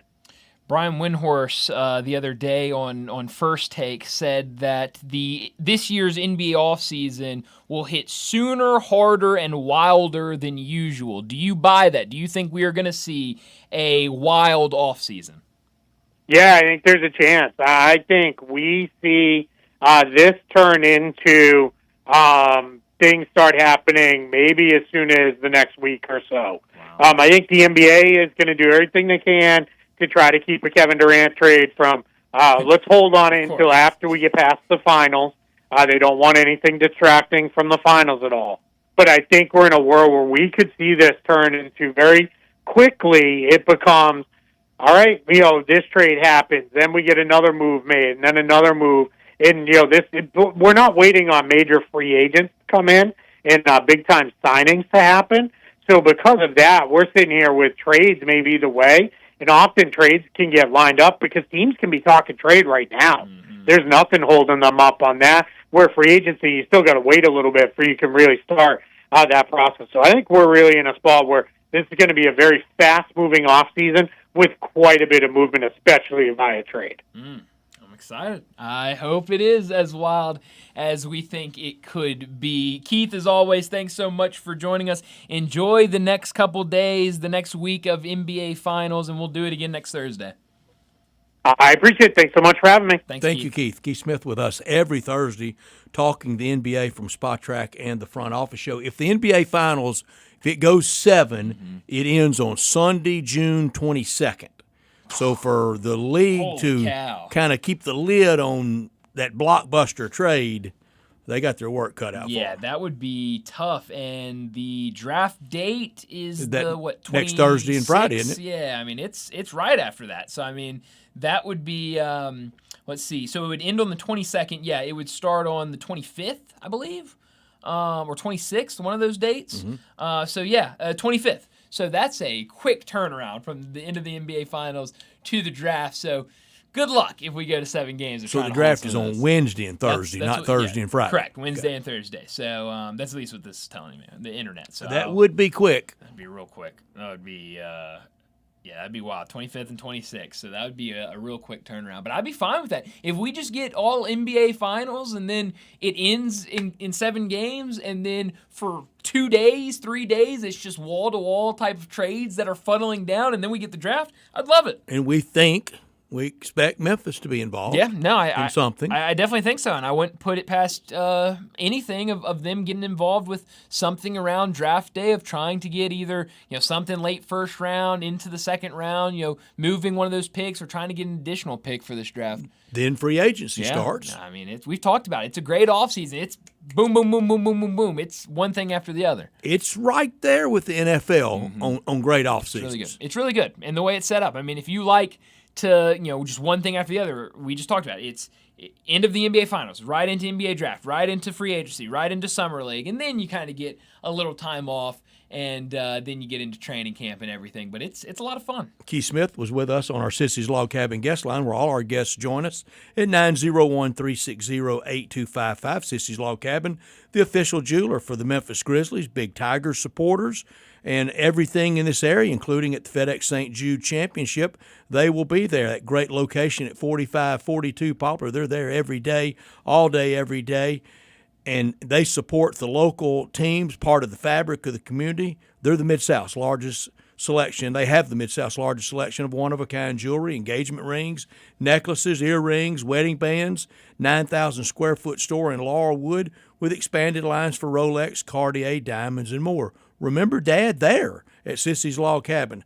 Since 1970, with all the great locations across the Mid-South, they offer the selection of diamonds, estate jewelry, and fine gifts. Official jeweler for the Memphis Grizzlies and at FedEx Forum with the floor seat lounge. Unsurpassed value, exceptional service, expansive selection, and an extraordinary shopping experience because life's too short for ordinary jewelry. Well, we need to get to another break, and when we return, we'll talk some baseball. A little bit of a lighter slate today, but Cardinals and Brewers in action later tonight. It was another win for Landon's Mets, so we'll talk some baseball on the other side. Don't go anywhere. You're listening to Sports Time. Join the voice of the Tigers, Dave Woloshin, for Wolo and Friends. Weekday mornings from 10 to 11 here on Sports 56 and 98.5 FM.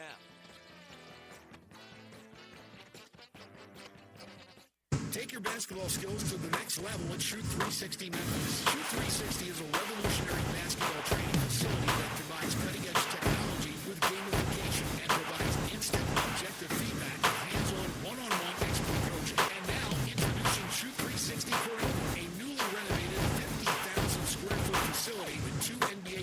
graduation-size courts, 3 high school-size courts, and 4 shooting days with Shoot 360 technology. Memberships are now on a monthly basis. And yes, you can become a member in both locations. Whether you're an aspiring young talent, NBA player, or looking for a unique workout, all skill levels are welcome at Shoot 360 Memphis to learn proper shooting and passing techniques, improve fundamentals, and gain a competitive edge while having fun. Shoot 360 Memphis now in Cordova and Collierville. Call them today at 901-779-3176. That's 901-779-3176. The future of basketball training is here. Shoot 360 Memphis. Air. We breathe it naturally. Simple, right?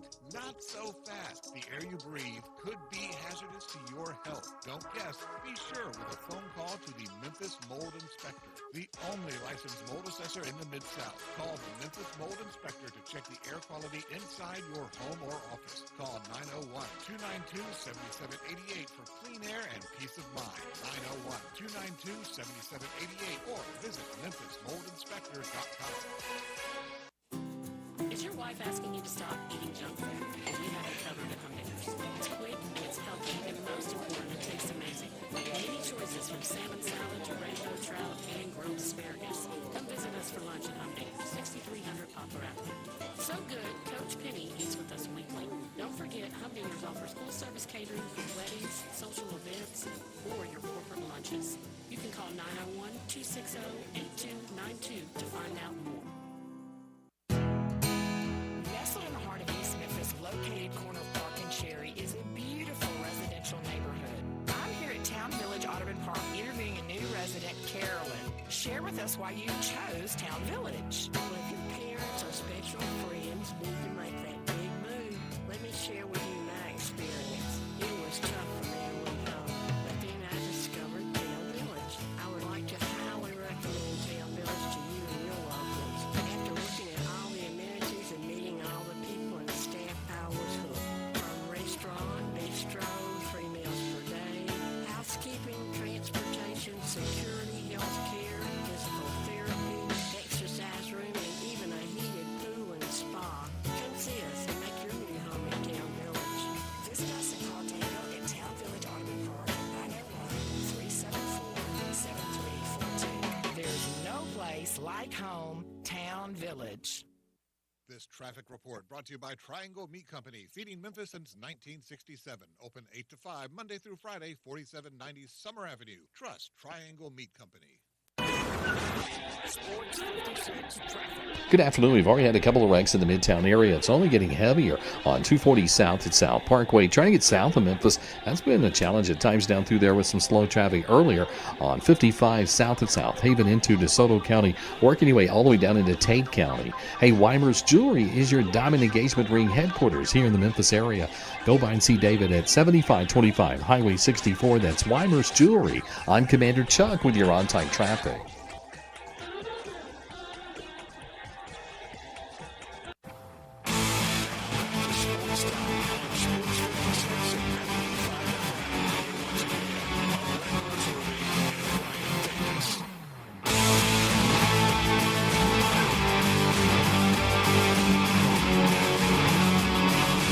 Welcome back into Sports Time. Bryant and Brett with you live and local inside our family leisure studios. We got to talk some baseball. Only a handful of games today. 8 games total today with 2 that have already gone final. 1 in the top of the 8th inning. San Francisco up 7-5 over the Colorado Rockies. But hey, Land's Mets, they win again 4-3 over Washington. Mets now 45-24 on the season. They're rolling right now. Making it look easy. Yeah. Back-to-back sweeps. How about that? All right. I mean, Got the brooms out. Not that much of a celebration over the Rockies, but hey, against the Nationals, I'll take it. Hey, a sweep's a sweep. I don't Sweep care, is a sweep. I agree.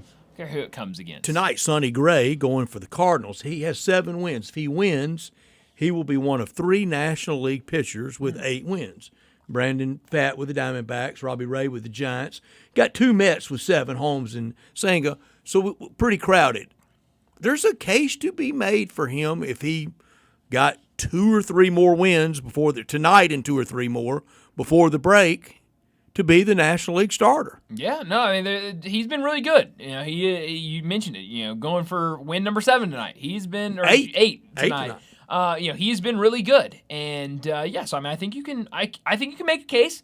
I don't think he's going to be the starter, but I mean, there's definitely a case to be made, and he's been huge for the Cardinals this season. I remember us talking about it before the season of what can Sonny Gray be for you, and how much does that really matter? Well, he's been really, really good, and that pitching staff as a whole has been pretty good this season. Luzardo with the Phillies was 6. He could be up there by the time we hit the All-Star break. It's been weird for Luzardo this year. He's been up and down. He started off great and then had 2 games where he was just shelled and looked good yesterday. It's kind of been a weird start to the season for him. Look at all those Mets winning pitchers. Canning was 6. It could be a Met on the mound for the National League. And that's in Atlanta. Yeah, that's just how good the Mets have been, where you get those starting pitchers out there, they're really good. You've got the bats that you can go out there and get an early lead and keep those opponents to a minimum, and hey, now you're just stacking up wins. So they've been, from top to bottom, the Mets have been really good this year. 2 years in a row, I think, just totally coincidental, SEC Media Days will be in the All-Star City during the game. No way to go. No, I can't imagine. No chance. Memphis time leaving downtown to get out to Truist. That traffic will be. It sounds awful. Just thinking about it. I've never been to Atlanta, but just thinking about it. I don't even know if the beaming machine could accomplish it. No, it sounds horrible. It really does. It sounds awful. I saw this, and I don't have the exact numbers in front of me, but I can put them together.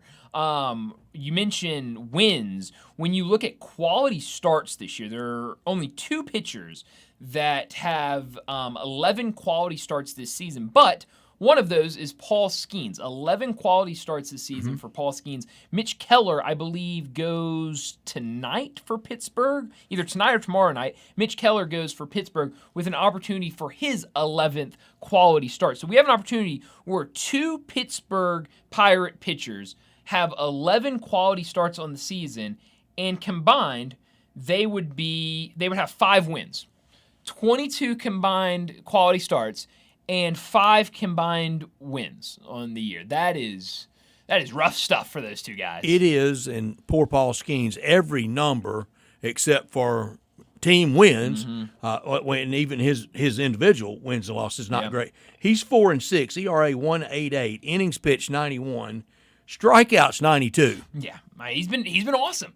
He's been incredible. It's just they don't have anybody around them. They do not have any bats. A strong case that on merit, he should be again. Oh, he definitely should. The starter, like last year. I mean, I think in Arlington. I think he's got a great case for it. Just because, I mean, you look at what he's doing. He's doing everything he's got to do out there. And it's just the offense has really struggled in Pittsburgh. He will be the Pittsburgh rep on the All-Star team. Oh, absolutely. No question. And so, it's just trying to get that offense working. And where do you get that quality start stat?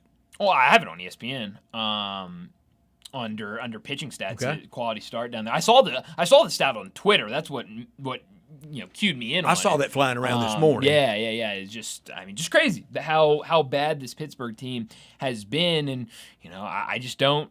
They've got some good bats. They've got some good players. I just don't know if they can put it all together this year.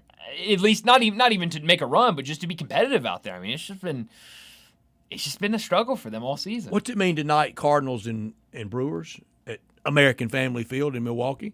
I mean, I think this is a big series for both of them. Stay within hailing distance of the Cubs. Yeah, I mean, look, these are 2 teams that, right now, both teams with 36 wins on the season, but both teams have really kind of struggled lately. You look at the Cardinals, 3-7 in their last 10, 4 straight losses. The Brewers 5-5 in the last 10. They lost yesterday to Atlanta, lost 2 nights ago to Atlanta. You look at Atlanta in the last 10 games, they're 2-8, both those wins over Milwaukee. So Milwaukee's really struggled as of late. The bats have really cooled down. So I think this is a big series for both these teams of, who can try to get some confidence out there and get going. I know Milwaukee's got a guy making his major league debut tonight as the starting pitcher, so I'm excited for this series. I warned a little bit about it yesterday. I was worried about it, and I know Wednesday night and all that good stuff, you can always make an excuse. But you've got the New York Yankees in town. Yeah. Box score said 21-182 at Kauffman Stadium in Kansas City. Yeah. For only 30,000 the night before, even less. They play again tonight. The New York Yankees in town. I know right now they have a one-track mind in Kansas City. Yep. It's Mahomes and the Chiefs. That's it. But when you're trying to get new ballpark publicly financed and it's been rejected at the ballot box and they're trying to run it back again, you have to show there's an appetite of baseball fans there. There's nowhere to go. That they, a little bit like the Grizzlies, could, if they wanted to, do not blink. Just dare them. Where were you going? Yeah. We don't have to build you anything. We don't have to upgrade Kauffman. We don't do anything. No. What are you going to do? Nothing. Be mad? Yeah, that's about it. But nobody's being contracted, and they shouldn't be. No. But it was a little disappointing when one of the biggest shows, in all of baseball, maybe the biggest show in baseball, all time certainly, is in town, and you're and not only backing come out. through once. Exactly. Yeah. So it's not like we'll see them when they come through in August. Sure. Not anymore. Yeah. it's rough getting that midweek. I completely get it. And supposedly you have a young phenom in Caglione. Yeah, you got Caglione, you've got Witt. You've got exciting guys out there. So that's a little surprising. And this is a Royals team that sitting at 500 right now. They really need to get into gear. And I'm sorry, people, for being the attendance police. I know I talk about it a lot, but it is the easiest, most tangible measure of your popularity is people that are coming to see you. Yeah. That it just makes sense. People have to know that. Sure. Yeah. That is the best metric for we're popular. We have at baseball we're averaging 34 a night. I'm not saying 40 a night, but and to have the Yankees come in and have 31 night, 21 the next, whatever they have tonight, that's bad. Yeah, no, you definitely want it to be more, especially against the Yankees, and I would have thought it would have been more, but that's a Royals team that I don't know what it is, but certainly, like you said, they've got some fun guys, they've got some young stars on that roster, so you would think that alone would get people to come out and get people excited. Then you add on the Yankees in town, that is a little surprising. 16 for the Rangers today. Yeah, how about that? Anybody in a 16-run pool? Yeah, I'm certainly not. I didn't That's see a lot of bookkeeping. Oh man, yeah, no kidding. Rare winner, big pot. It's huge. I did not get to see any of that game, but it's a good win for the Rangers. What did the over and under go off at? I have no clue. It had to go over. Man. Yeah, no, that definitely went over. The Rangers made sure it went over by themselves. Let's see if I can find 1 in the first, 5 in the second, 1 in the fifth, 6 in the sixth, and 3 in the ninth. 7.5. So cleared it with the 3 in the ninth. Somebody in a 13-run pool was looking great going to the ninth. They were feeling real good. But no, this is a Rangers team that we saw them get there and win it, and really since then, since they had the trophy in their hand, they've not looked the same since. And Great manager. Absolutely. But right now, 3 Hall of games. Fame manager. Yeah, 3 games under 500, and they get the White Sox next, so the relief is coming a little bit. But a good last couple of games for them. They get the win in this series against the Twins. Looked good against the Nationals, so maybe they can get something rolling. And you look at that AL West, it's for the taking. Anybody can go and take that division right now. So that maybe they can get hot right now. Who do the Mets think they are with the best percentage in baseball? Yeah, no, they've turned it around. They're playing really well, and it's Landon's doing it. He's his fandom The touch is pushing them over the edge, and they're really good. So yeah, impressive stuff for them. Mentioned it, San Francisco and Colorado, the only game going on right now. Only a couple games later tonight, but we already mentioned it. Cardinals, one of them. They'll be on the road Cardinals against the Brewers. now 3 back for the last wild card spot. Remember, I was so proud of that. Yeah, last week. if the playoffs started today, which well, they didn't. Really they weird. Didn't, Brian. In May. No playoffs start in May or June. No, it'd be very strange if that was the case. But yeah, no, they're slipping, and And again, I think we got Stanley Cup Finals. Are we watching tonight? Oh, absolutely. I mean, I am. I don't know what you are we doing. into it? Landon will be asleep. I mean, he was up at 5 o'clock this morning. Keith but- Smith said he thought yes to commanding lead. I don't think it's commanding lead till you're up 3-1. No, certainly not. Certainly Panthers not. can command tonight. They can, and it's been a really fun series. First 2 games were incredible. The last game was not, but I'm excited. Poor for that Canada one. in their Stanley Cup quest. Yeah, that will be center screen tonight. That will be main. Oh, it will. Main screen. Oh, absolutely. And you running the remote? Well, I don't know if I'll be at home, but I'll make sure wherever I'm at has that on the. I think Huey's will have it on. Yeah. I was about to say, you know where I'm going to be, but I think they'll have it on TV there. The summertime sale is on at All-Star Chevrolet in Olive Branch. Come get your new and affordable 2026 All-Star Chevy Equinox right there in Olive Branch for financing down to 6.6% for 72 months. The new 25 Silverados with $6,500 cash back with financing down to 2.9 for 36 months.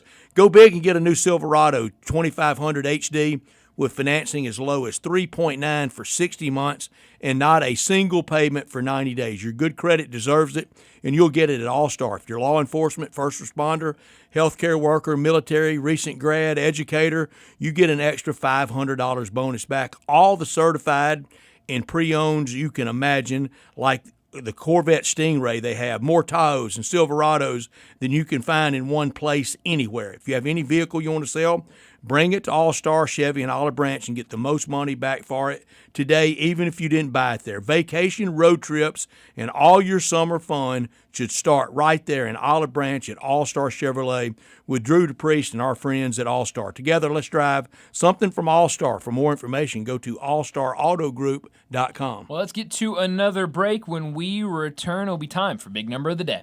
Broadcasting from the Family Leisure Studio, we are Sports 56 and 98.5 FM. Moving is stressful, but Black Tie Moving can take the worry out of the process. Whether you're moving across town or across country, moving your home or your office, or personal moving concierge from Black Tie Moving will work with you to design a home that perfectly fits your budget and needs. And they're available 24/7 to answer any questions you have. Give Black Tie Moving a call at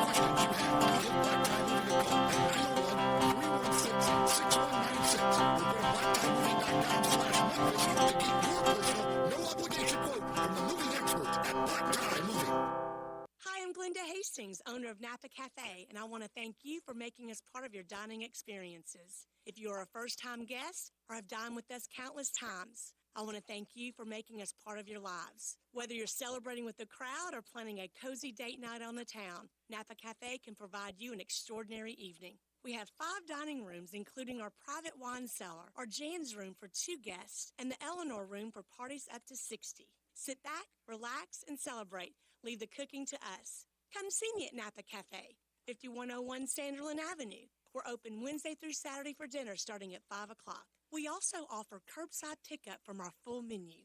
For details on our stay-in, dine-out menu or reservations, visit our website at napacafe.com. Come join us. We can't wait to serve you. Congratulations to Napa Cafe, celebrating 27 years of great food and service for you. Napa Cafe.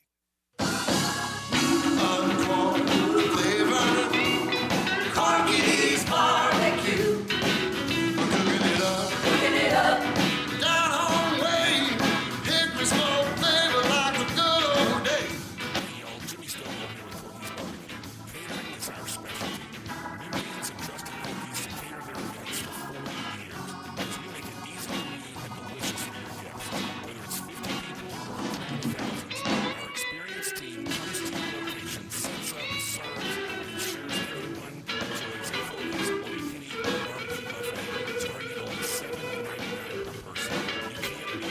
With 40 years of experience, it's easy to see why customers choose Corky's time and time again for all of their catering needs. Visit Corky'sMediaView.com to book us for your next order. Encore flavor. Corky's barbecue. Drivers who switch and save with Progressive could save hundreds. With that kind of money,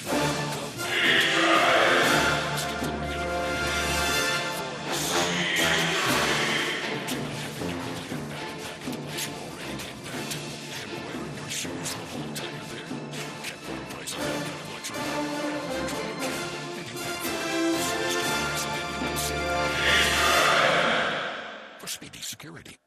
Progressive Casualty Insurance Company and affiliates, not available in all states. Potential savings will vary.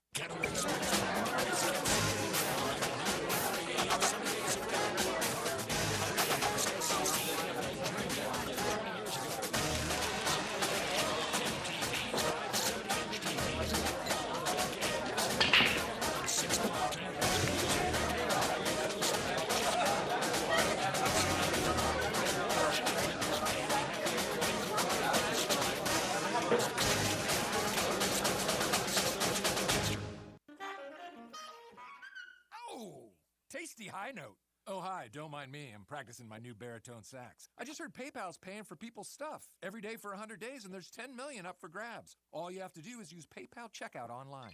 So there's never been a better time to buy a few things off the old wish list, like this leaf blower. PayPal can pay for your purchase. The Great PayPal Checkout. No purchase necessary ends July 18th. See official rules at paypal.com/thegreatpaypalcheckout/terms. Participating merchants only must use PayPal checkout online. Coverage of up to $100 and eligible purchases per card.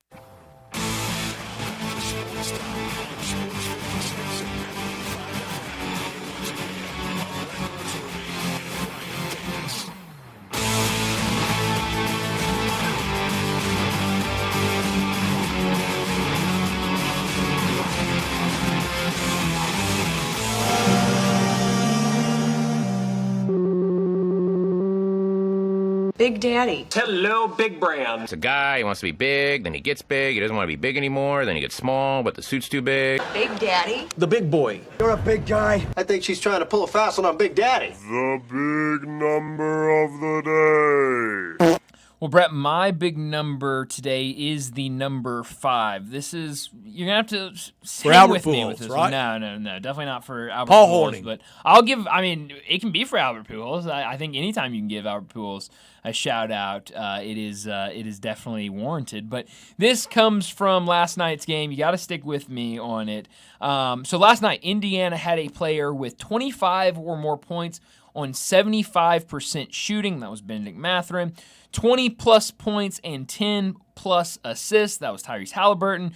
20-plus points and 0 turnovers. That was Siakam. 5 or more blocks. That was Miles Turner. And 5 or more steals. That was TJ McConnell. Never had 5 teammates accomplish those 5 feats in any NBA game, regular season or postseason, since turnovers were first tracked in the 1977-78 season.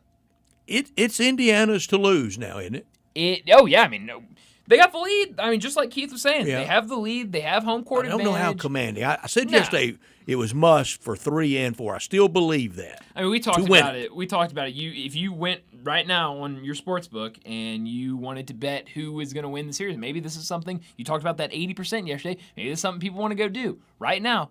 OKC is still minus 230 to win the NBA Finals on FanDuel. So, a lot of people still think OKC is going to win this series. Look, if you want to go and bet the Pacers, it's probably good odds right now with the team leading 2-1. But yeah, it's certainly not over yet by any means. My big number is 13. That's the number of players with red numbers under par at the U.S. Open at Oakmont. I didn't think it would be that many at any point of the tournament. And the afternoon played a little tougher than the morning did. One of those players in red numbers at -2 through 13 holes, that's John Rahm. Yeah. And that's my potential for quad. Yeah, that's who. 20 mil. We'll see. So it's going to be a long weekend. I told y'all I was going to be in first on Monday. We'll see. A lot of golf left to be played. A lot of golf. But hey. J.J. Spahn, Sung Jae Im, Thurston Lawrence, Sam Burns, Pavone. I'm not going to try the first name. Matthew Pavone. Oh, that is Matthew Pavone. Yeah, he was leading here, last year, the year before in Memphis, and that's the only reason I know how to say his names. Nearguard Peterson, Siwoo Kim, John Rahm, Cam Young, Ben Griffin, Dietrich, Spieth, Reed, and Nicholas, not Jack Nicklaus. Right, yeah. Different spelling even. Huh, okay, interesting. How about our boy Hatton? Is he doing anything today? Tyrrell Hatton, WD. No kidding. No, he didn't. Oh, wow. I was about to say. You pulled the strings on Bryant there. plus 1 through 13. Okay. I guess there's worse. Yeah, well, no, WD is certainly worse. Which one of y'all has Tyrrell Hatton? John does. John. Remember, that was John that does. was his Oh, shock that he pulled out of who knows where. Sepp Straka +5. Ooh. That's not good. Nick Taylor +3. Who had did you have Sepp Straka? I had both of the people he just read. I saw Nick Taylor over here. I saw him not doing And well. Landon, it's double money this weekend, and double of zero would be Zero. Zero. I'm not great at math, Brett, but I Neither got am that. I but, got that down. I'll ace that part Yeah, of my test. I got that part down. Scotty Scheffler +2. Yeah, well. So I'm in good company. What is where's Scotty out there? He's not done Through yet, is he? 13. Okay, so he can get back around. I think they're on the par. 15th hole right now. Well, I'm a little behind. Oh, that's okay. Yeah, that app takes a little bit of time to upgrade. Is he still at 2 over? Do you know? Yeah. Okay. Cool. Still 2 over. Cool. But John Rahm, you mentioned him. I mean, he really has been one of those guys from Live that, when he comes back for the majors, he usually goes out there and does a nice job. You just look at, this year and last year of what he's done, this year 2 top 20 finishes. Last year was cut at the PGA Championship, but then the last 2 majors, T7, T5, he is hung around. He has played well since returning, but he's one of few from Live that seems to go over there, do the Live, and then come back and be fine in these majors. So we'll see if he can hang around, if he can do it for you this year. He's in a seemingly good spot right now. We'll give you another Masters update about 5:30 during What's Trending. We'll see at that point where Scotty Scheffler is at, and he'll be wrapping up his round at that point. Here's a lost liver that we were expecting big things. Got that British Open championship. Cam Smith +5 in the clubhouse. Also struggling at +5. Justin Thomas on the golf course, 3 holes. I'm through 15 holes. There you go. Dustin Johnson +5 as well. Yeah, Cam Smith's the guy. I think it was the last major we were talking about where is one of those where Liv is somewhere on the other side of the world where they're teeing off at night for us, and there was just nothing else on. So I was like, I'll watch a little bit of Liv, and they're showing one of Cam Smith's fight, and I was like, holy cow, I completely forgot about Cam Smith. I mean, he was the next can't miss guy on the tour. He was going to be the next big thing. Was already on his way to being the big thing. Got that British Open win and turned Liv right after it. And then we all completely forgot about him. So yeah, he's probably one of the biggest ones of big name, and then just we all completely big forgot bank about account. him. I mean, hey. There are parts of it that were nice. All that money better be worth it. I'm sure it is. I'm sure it is. I'm sure a lot of those guys love looking at that bank account. But let's go ahead and wrap up our second hour. And when we return, we got to talk some Tigers. Greg Gaston, he'll join us. We'll talk Tiger football. We'll talk Tiger basketball. We'll do all that next on Sports Time.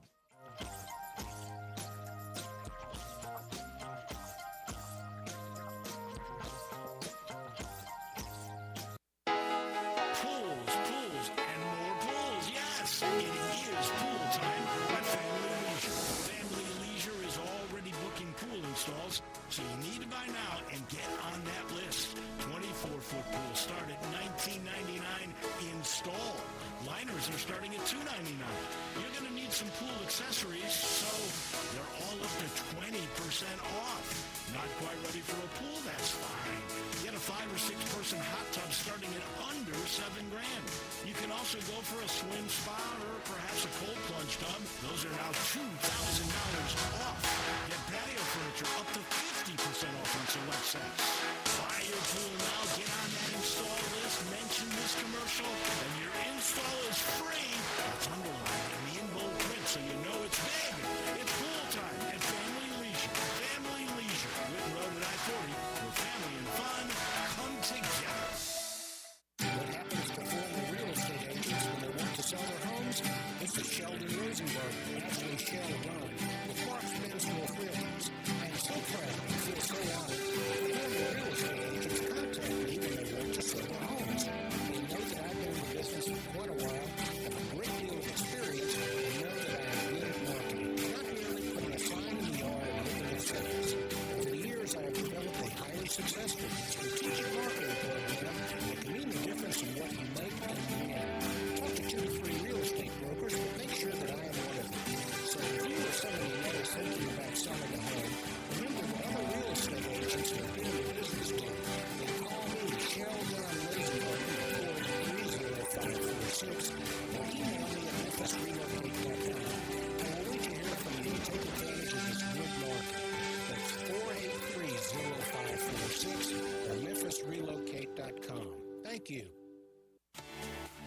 At Jason's Deli, when you're dining in or picking up curbside, you can expect wholesome food and no surprises, just delicious sandwiches, crisp salads, and quick quality meals made with the freshest ingredients and no artificial trans fats, MSG, high fructose corn syrup, or artificial colors and dyes.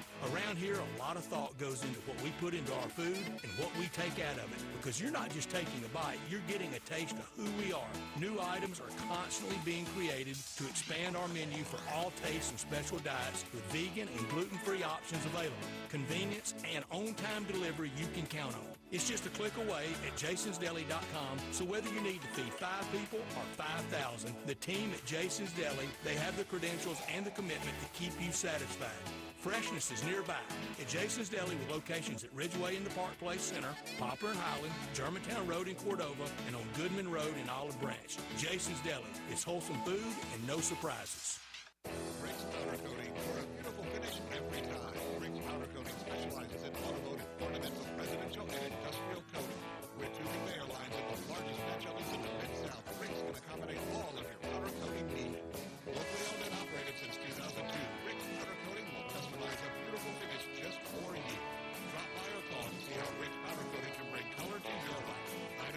901-367-2771 or rickspowdercoating.com. This traffic brought to you by Raleigh Tire Auto Service, your local family-owned business for over 60 years. Sports 56 traffic. Good afternoon. It was moving a little bit better in the Midtown area from an earlier wreck on 40 East at Chelsea. Now we got some police activity over here. It's got the left lane blocked on. That's 40 eastbound right at Chelsea up through the Midtown area on a big slowdown as it builds even more to the south of Memphis on 55 down through DeSoto County. Dandelions, crabgrass, nutgrass. Lawn Solution says, hey, give them a call. They'll take care of this for you here in Memphis at 867-5626. I'm Commander Chuck with your on-time traffic.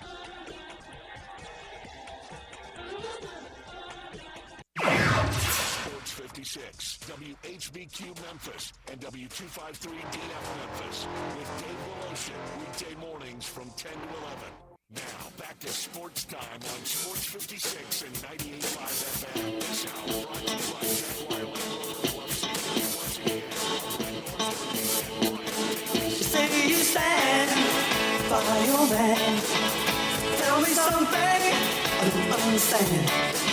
You said you love me, and that's a fact. Welcome back into Sports Time. Bryant and Brett with you live and local inside our Family Leisure Studios. A lot of Tiger news that we need to talk about, and we talk Tigers every single Thursday with Greg Gaston.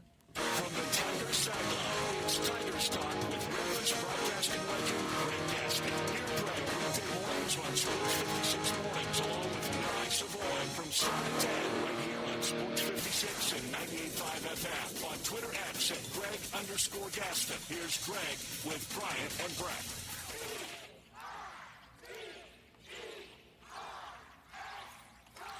Greg Gaston joins us now to talk some Tigers. Greg, thanks so much for joining us. Make sure you listen to him every single morning with Sports 56 mornings from 7 to 10.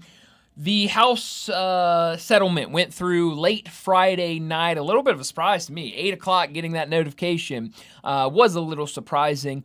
What does this mean for the University of Memphis and their football and basketball team moving forward? Well, hopefully that doesn't constitute as a news dump, but wow, that was crazy. I thought we went through another week without the judge making the decision, but she finally did, and as you said, Brian got that news Friday night. And look, it means a lot for everybody that's participating in collegiate sports, for every school out there, no matter if you're a power conference school, if you're a group of 5, if you have the money to do the whole $20.5 million revenue share this year or not. So it has different effects on everyone, but every single institution is affected. As far as Memphis is concerned, look, the bottom line is this. Memphis is still, for where they are in the American Conference right now, pretty good shape financially. Again, I'm not comparing them to Ohio State or to Alabama or some of the money that's being brought in by SEC schools and Big Ten schools. But in the American Conference, Memphis is doing pretty well. They're working their tails off to make sure that they have the finances and the resources to put competitive sports teams on the field, on the diamond, anywhere, because it's about all the sports with Memphis. But obviously all eyes are on football and men's basketball first and foremost, and it looks like Memphis will easily be able to make that number that Tim Pernetti, the American commissioner, has thrown out there. In fact, they will go well over it, because when I first heard that number, I misunderstood. I thought Pernetti was talking about each year the American Conference schools had to come up with $10 million for revenue sharing, and would they be bought into that? Whereas, again, 20.5 right now is the first-year ceiling elsewhere, and especially with those power conference schools that are all bought in at that figure. But it wasn't. It was $10 million for a 3-year period. And so at that, there's no question Memphis is well over that. They can absolutely afford that and more, and probably looking more. And I don't want to put words in Dr. Scott's mouth, but Ed Scott, I think, talked about like maybe running half of that. So if you're doing the math, over $10 million per year. Some figures I've heard maybe between 11 and 14 for rev sharing for Memphis, which is pretty darn good when you look at other schools in the conference right now are really fighting just to get to the $10 million over a 3-year period. So to answer your question, again, it means an awful lot to Memphis. It means an awful lot to every school out there. The landscape of collegiate sports has absolutely changed, and it's still changing before our very eyes. Greg, you even have at Kentucky, Mitch Barnhart on 3 reported that he is discussing, weighing, prioritizing who gets the most money. Where should the priority go, football or basketball? If they're having to do that at Kentucky, it's having to be done at other places. Brett, there's no question about it. And, of course, it's an interesting situation at Memphis because we know the importance of men's basketball. It has always been important. And right now they are on an upswing, going to the tournament last year, and in a conference that's just, let's be honest, bad. They should absolutely dominate, and you would think you want to make sure you have those resources to be in the NCAA tournament, hopefully every year during this tenure right now in the American Conference. By doing so, you have to put some resources in, and there's no reason why Memphis shouldn't be at the top of the heap. Then on the flip side, there's football, and football stirs the drink, and football is, let's be honest, the most important sport out there. And if there is to be more movement on the landscape of collegiate sports as far as teams changing conferences and realignment, then you better make sure that football is competitive. And Memphis has had a very competitive football program. But again, to keep up with the Joneses, to be able to get the transfer players, to replace players who are leaving, you have to make sure that financially you're set. So it is an interesting dilemma for Dr. Scott and the powers that be at the university to figure out how they break it down, not to mention that you also want to be competitive in the non-revenue or the Olympic sports, if you will, and especially a sport like women's soccer, where Memphis has been very strong, and you want to continue that. So you got to put some resources there, but it all starts with football and basketball, and Memphis is an interesting one. Again, you don't have to worry about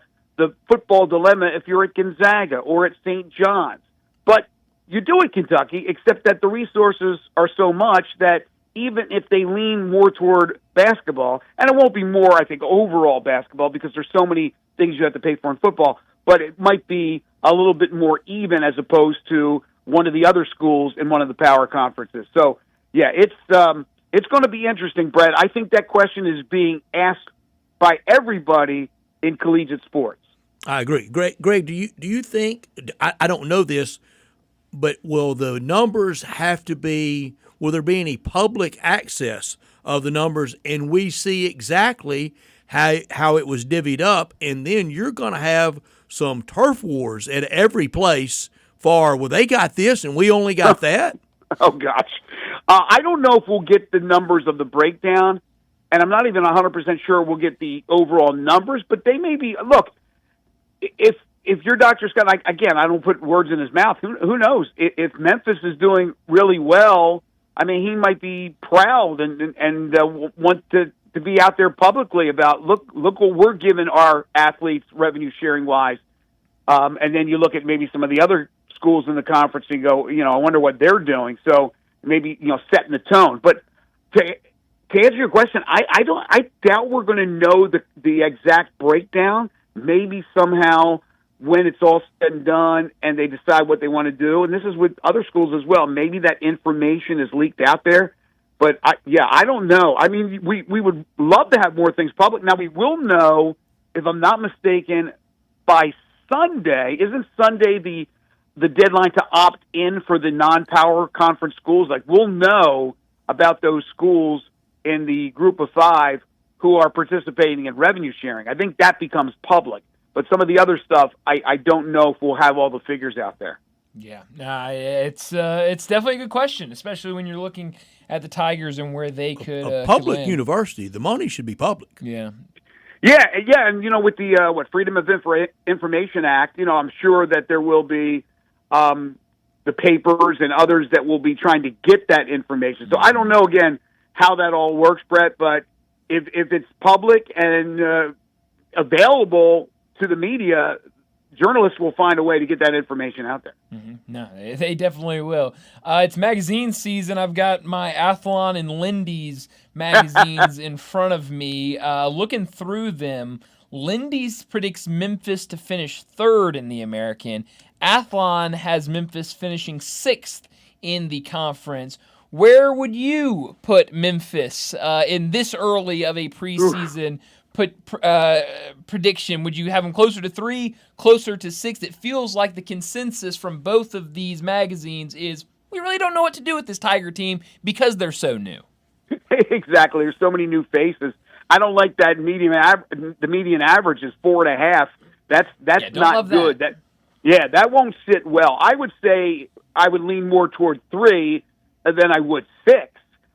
Interesting. I had Frank Bonner on today, as you guys know, from the Daily Memphian, and he was talking about Memphis should always be top 3 in football. Look, I don't know. It now goes back to what we just talked about with the resources, finances.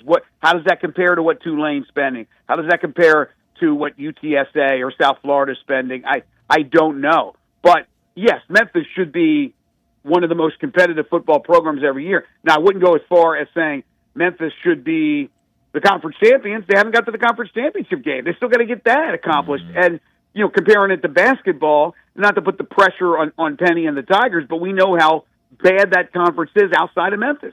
It's not bad outside of Memphis in football. There are several programs that are pretty darn good, but Memphis should be in the mix.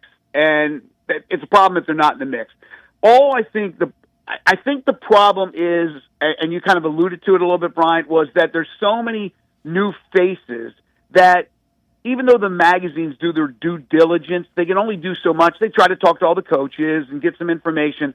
But in the end, these are not names recognizable in some regards, and then others that are newcomers like a Brendan Lewis, who has played, but he hasn't played at Memphis.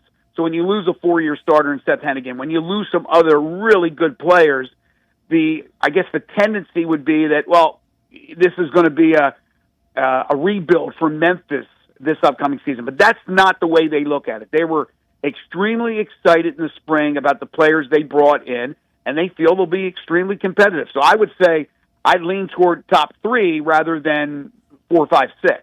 I think I'm pretty sure I agree with Frank that Memphis should always finish at worst 3. I know I feel that way about basketball. Do y'all, Bryant? Do you agree? Yeah, I definitely agree with that. Yeah, I think so. Could there be a year that Army's great and Tulane's great and you finish 4th or something like that? Yeah, sure. But basketball, and again, I hate to put all that pressure on basketball because they've had a couple of those bad years. Mm-hmm.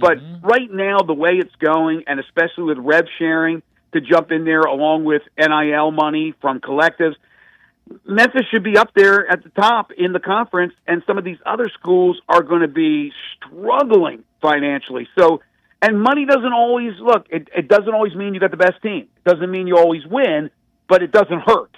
So, yeah, I would say I would expect Memphis to be a top 4 team every year competing, and basketball certainly, it would be, again, a stunner if they don't win that conference as good as they are even though this year's team is going to be interesting, but really as bad as everybody else is. Mm-hmm. Well, you mentioned this year's team, and it's going to be interesting. I guess, where to even start? Let's start with Felipe Patino. We talked a lot about coming from the JUCO ranks, shot something like 45% from three last year in JUCO. We learned earlier this week that they have released him from the program. He will play somewhere else this upcoming season. What did you make of that news? And now you look at it, instead of having 2 scholarships available, now with the House settlement going through and 15 scholarships available, instead of just having 2, they now have 3. What did you make of Felipe Patino not joining this team? Well, Brett, we hardly knew him, right? I got my jersey, and now what am I going to do with it? I don't know. Maybe it'll be a keepsake and a collector's item one day. A cross between Felipe Lopez and Rick Pitino. Look, I don't like when I see somebody who shoots the 3-ball that well, and all of a sudden he's not on the roster. Now, going from junior college to big-time D1 basketball is a whole different ballgame, but I tend to like the guys that shoot over 40% from 3, so I don't know. I don't know if this was there was a gluttony of guards, which Memphis has, and Felipe saw the situation and thought better, or was this something that the coach Penny Hardaway wanted to go in a different direction? I don't know. We haven't got any information on that, but yeah, Felipe Patino will be like not as prominent as Derek Chu, but he'll be one of those players we look back and go, what could have been? But yeah, this is an interesting turn of events because now it does, as you say, drop them down to 12. And in the before the settlement, they would have had 1 scholarship, but now with the settlement, they do have the 3. What's out there? I don't know. Are there players still in the portal? Absolutely. Are they a team that's got size? No, they don't. So I don't know what is available, what's up Penny's sleeve, what else he's looking for. I know there was the video that came out. It was a cool video where Penny said, listen, I just need you 12 guys, basically running through a wall for me. We're going to be okay. I had, who was it on? I had somebody on that talked about Penny telling him that he thought that this team, it was Kendrick Davis who came on my show. And Kendrick Davis was saying that Penny told him that he thinks this team is a lot like his team. But there's a big difference. I don't think there's a Kendrick Davis, and I don't think there's a DeAndre Williams. But it doesn't mean it can't be a really good team. I just don't know enough about them. But I think certainly with the 3 scholarships, if there's something out there and it's not just a body, but somebody could actually help you, and there's some money, there's some resources to get that player, I think you got to go out and get that player. Because, again, they're still holding out hope for Dane Danger, but I haven't held out hope. I still think it'd be nothing short of a miracle to have that guy get another year of eligibility. Since we mentioned Tiger beat writers, we want to give equal time. We mentioned Frank Bonner at the Daily Memphian. Let's work in Jonah Dillon at the Commercial Appeal, our friend Jonah Dillon and our friend Frank Bonner. Jonah did a story on future scheduling may be a little more difficult, a little cloudy, if and when, and I'll believe it when I see it, the SEC goes to 9 games. Let's say there's a dearth of playing against the SEC. Greg, where would you like to go on the scheduling front? I'm about the only person around here with a real appetite for playing Arkansas State. Would you want to see maybe something with Southern Miss again? Where would you go if there's not SEC teams to play? Yeah, that's interesting, Brett. And, of course, you're dialed in with the SEC a lot better than most, so you would know about that 8-9 thing. But, yeah, that would be a challenge. What would I like to do? Well, first of all, you got to look and go, are there any somewhat or quasi-marquee teams out there in the group of 5? Is there something that would excite a fan base? I mean, we had Boise State here, and it didn't do much, and that's a pretty good name. So, first of all, I would make sure I check the boxes and see what else is out there. If you're going to go regional, okay, which is easy trips for both teams playing home and homes, yeah, I've always enjoyed the Arkansas State series. I certainly think that should be a viable possibility. But, I mean, in the long run, you go, wow, we're going to throw Arkansas State in there and, lose that game every once in a while with Arkansas or lose that game every once in a while with Ole Miss or Mississippi State. That certainly doesn't replace the other. But Southern Miss has not been good in a while, but there used to be some big battles with Memphis and Southern Miss, and I've been down there at that stadium, and boy, I don't know what happened. I really don't know what happened with that football program, but it was Jeff, who was the coach there? Jeff Bauer. He did such a great job, and it seems like they just haven't been good since. East Carolina, can they get back to what they were? Now, these are conference games I'm talking about now, with East Carolina, but, I'm talking about programs that kind of disappeared, and Southern Miss did disappear. But, maybe some of those teams in the Fun Belt, there's some teams that are really good. They don't have the cachet. They're not the names, but, the teams like the Coastal Carolinas and the Appalachian States of the world. But, Memphis is trying to, they don't want those teams to come up and pretend they're equals with them. They're trying to differentiate themselves from them. And, but you're stuck between a rock and a hard place if you're not going to get those opportunities to add those SEC schools, one a year or maybe even sometimes two a year. If you lose them, that's going to be really bad as far as home attendance and ticket sales and things of that nature. They need to have a marquee team or two outside of the conference, if possible, on the schedule. Greg, I said it the other day. I said it with zero glee. I'm sad. Opening night, Ole Miss and Memphis was really all I ever knew growing up, but I'm afraid Ole Miss and Tennessee will never play Memphis again in football. Yeah, Tennessee, I think the ship is absolutely sailed. Do I give a little bit of hope? Maybe one day, years and years from now in football, maybe. Basketball, of course, that ain't happening at least while Barnes is around. And again, football, Ole Miss, you got your finger on the pulse of Ole Miss, and they played a number of times since I've been in Memphis, and I've been here a while now, but there's been a lot of games and some really good games, some upsets in the case of Memphis, and people just fired up all summer long for that game that usually opened the season. It didn't do it annually, but it did it a lot, like you said. And it felt different, didn't it? It felt good. It felt different, Brett. It completely felt different. It lost something when they moved it up in the year. It lost some of its steam not being opening game. Well, you know why, in my opinion, if you move up the game, if you move back the game or up, whichever way you're looking at, okay, and it's week 3, okay, let's say, or week 4, well, some of the bad tendencies of a team may be exposed by then through your first few games, and it may be one of those deals let's just say, for example, Memphis really struggled out of the gate. Then it's Memphis, I don't think they'll win that game, and it loses a little cachet. Or let's say Ole Miss stumbles out. No, it's not that SEC team that we expected to see. So you can lose a little bit if it's not the opener. When it's the opener, it's, my gosh, Katie barred the door. Those teams are going into the playoff, and Memphis will be the Group of 5 rep. And we talked about it last year, and Ole Miss would be in the playoff. So you lose a little of that luster when it's not the first game, but you lose the luster completely when they don't play. And that is a problem for the future. There is no question what Jonah was talking about, that could be a major issue. The slow death for a series ending, how it begins is when that real or perceived more powerful of the two, when they've played earlier. I'm talking about Memphis and Ole Miss here. I don't need to try to use some examples. I'm talking about this series. The first sign of that was trouble is to move it into November, into just in the middle of the year, because a lot of those power team coaches are thinking they won't be as healthy and as strong in November as they are on opening day. So you move it then, and then it slow craps to losing it completely. Yeah, that's another really good point. I was just thinking a couple of weeks into the season and the exposure, but you're absolutely right. Now you're starting to think about your big, bad conference opponents, and we got to be ready for that. Maybe the emphasis is not put on it as much, but there's a lot of reasons to want, if you're going to have it, to want it to open the season.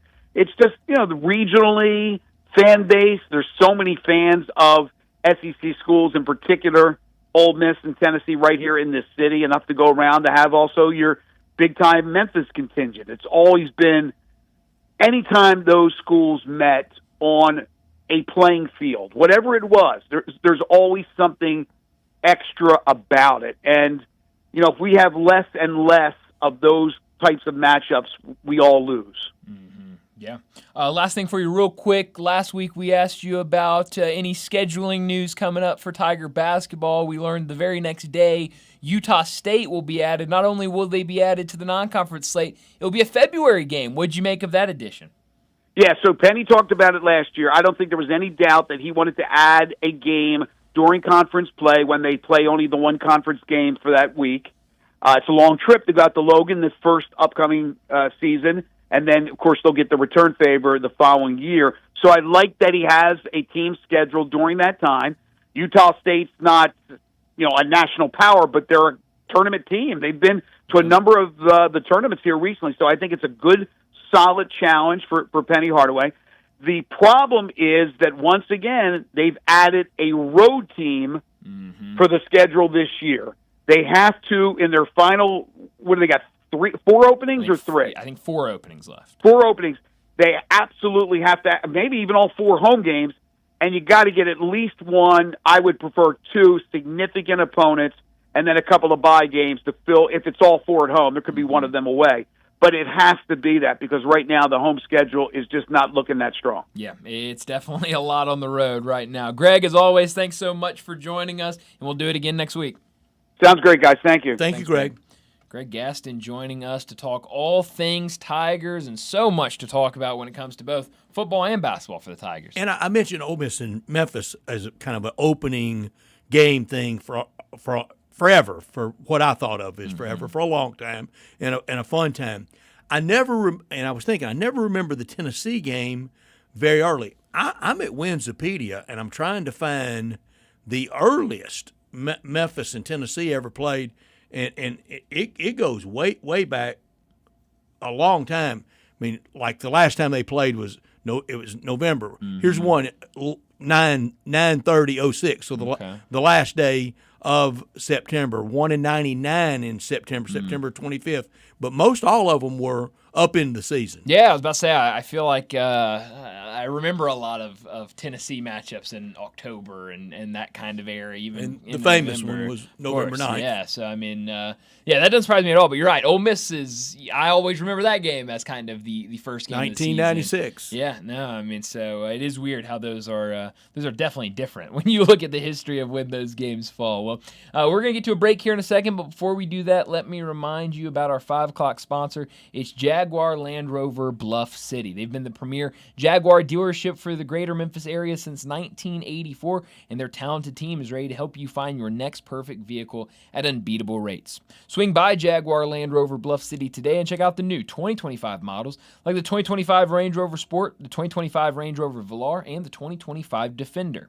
Test drive the Range Rover Sport, where luxury meets performance. It's a perfect mix of style, performance, and versatility, with options ranging from 360 horsepower up to 635. It's also available as a plug-in hybrid electric vehicle with $7,500 federal tax credit when leased with approved credit. Take a look at the Range Rover Velar, powered by mild hybrid technology and enhanced with the latest well-being features and fully connected entertainment system. The Range Rover Velar is the ultimate luxury compact crossover. Purchase yours today and get special 4.4% for 72 months financing available with approved credit. Don't forget about the Defender, available in multiple models to fit your needs. The Defender is built for the modern explorer, and Jaguar Bluff City is offering special interest rates for 60 and 72 months on various models. Give them a call, 877-259-6169. Go online to JaguarBluffCity.com, but head out there and test drive these vehicles. 6335 Wheel Cove, just off of Quince for Bluff City Jaguar. We need to get to another break. When we return, we'll talk about what's trending. We'll also give you another U.S. Open leaderboard update. We'll do all that next on Sports Time.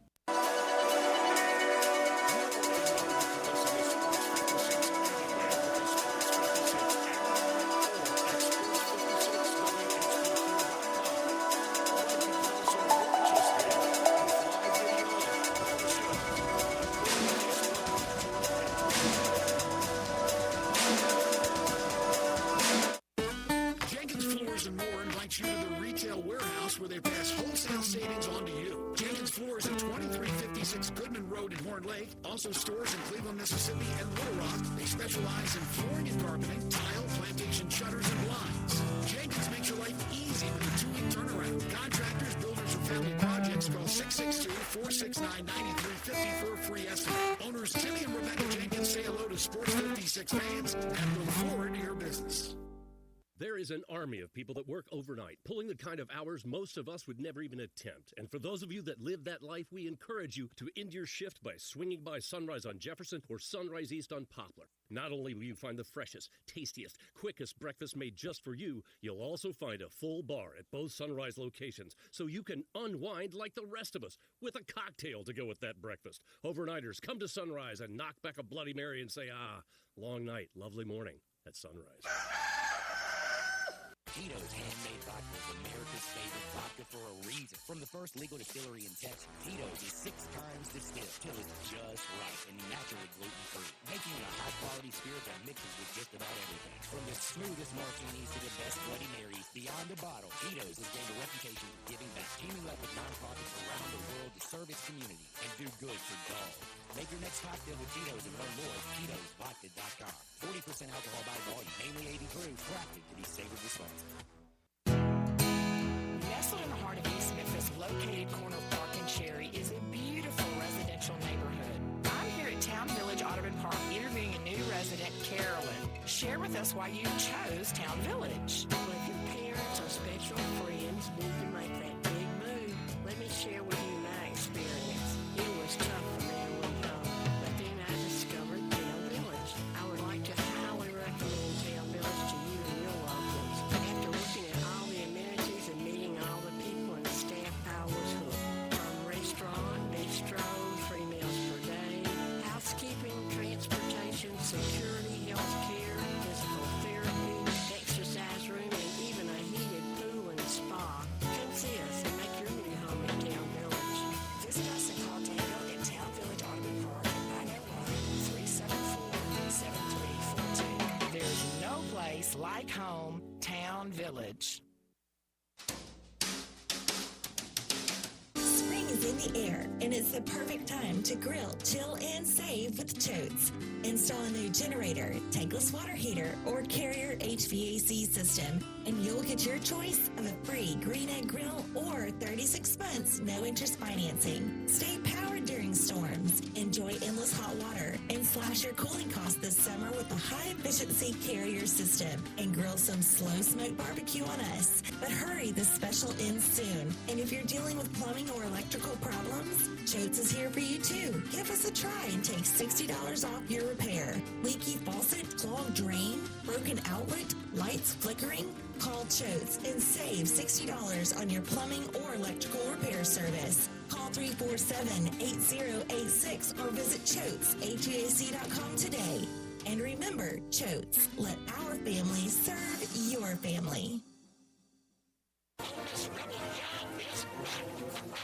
Online radio show is back on WHBQ Sports 56 and 98.5 FM. Every Monday night at 6, hear the latest news on your Ole Miss Rebels with Nancy Porter with 24/7 Sports. Your Ole Miss defensive tackle Mike Fitzsimmons, Gordon Moore covering SEC sports ball, and former Ole Miss baseball announcer Gary Garvey from kickoff to first throw to extra innings. Your Ole Miss Sports on the Rebel Yell Hotline Show right here Monday night at 6 on Sports 56, 560 AM and 98.5 FM. Your Mid-South Sports Station. This traffic report brought to you by Triangle Meat Company, feeding Memphis since 1967. Open 8 to 5, Monday through Friday, 4790 Summer Avenue. Trust Triangle Meat Company. Sports 56 traffic. Good afternoon. We got a couple of accidents getting some attention out here. Busy, we would expect this time of the afternoon, especially South Memphis, as you make that drive down 55 through South Haven, all the way down into DeSoto County to the west of Memphis. We've dodged several thunderstorms out here down I-40 as you head over towards in Arkansas towards Forest City. It's gotten heavier 51 just in the last few minutes, making your way up into Millington. Dandelions, crabgrass, Lawn Solutions says give them a call. Lawn Solutions here in Memphis at 867-5626. I'm Commander Chuck with your on-time traffic.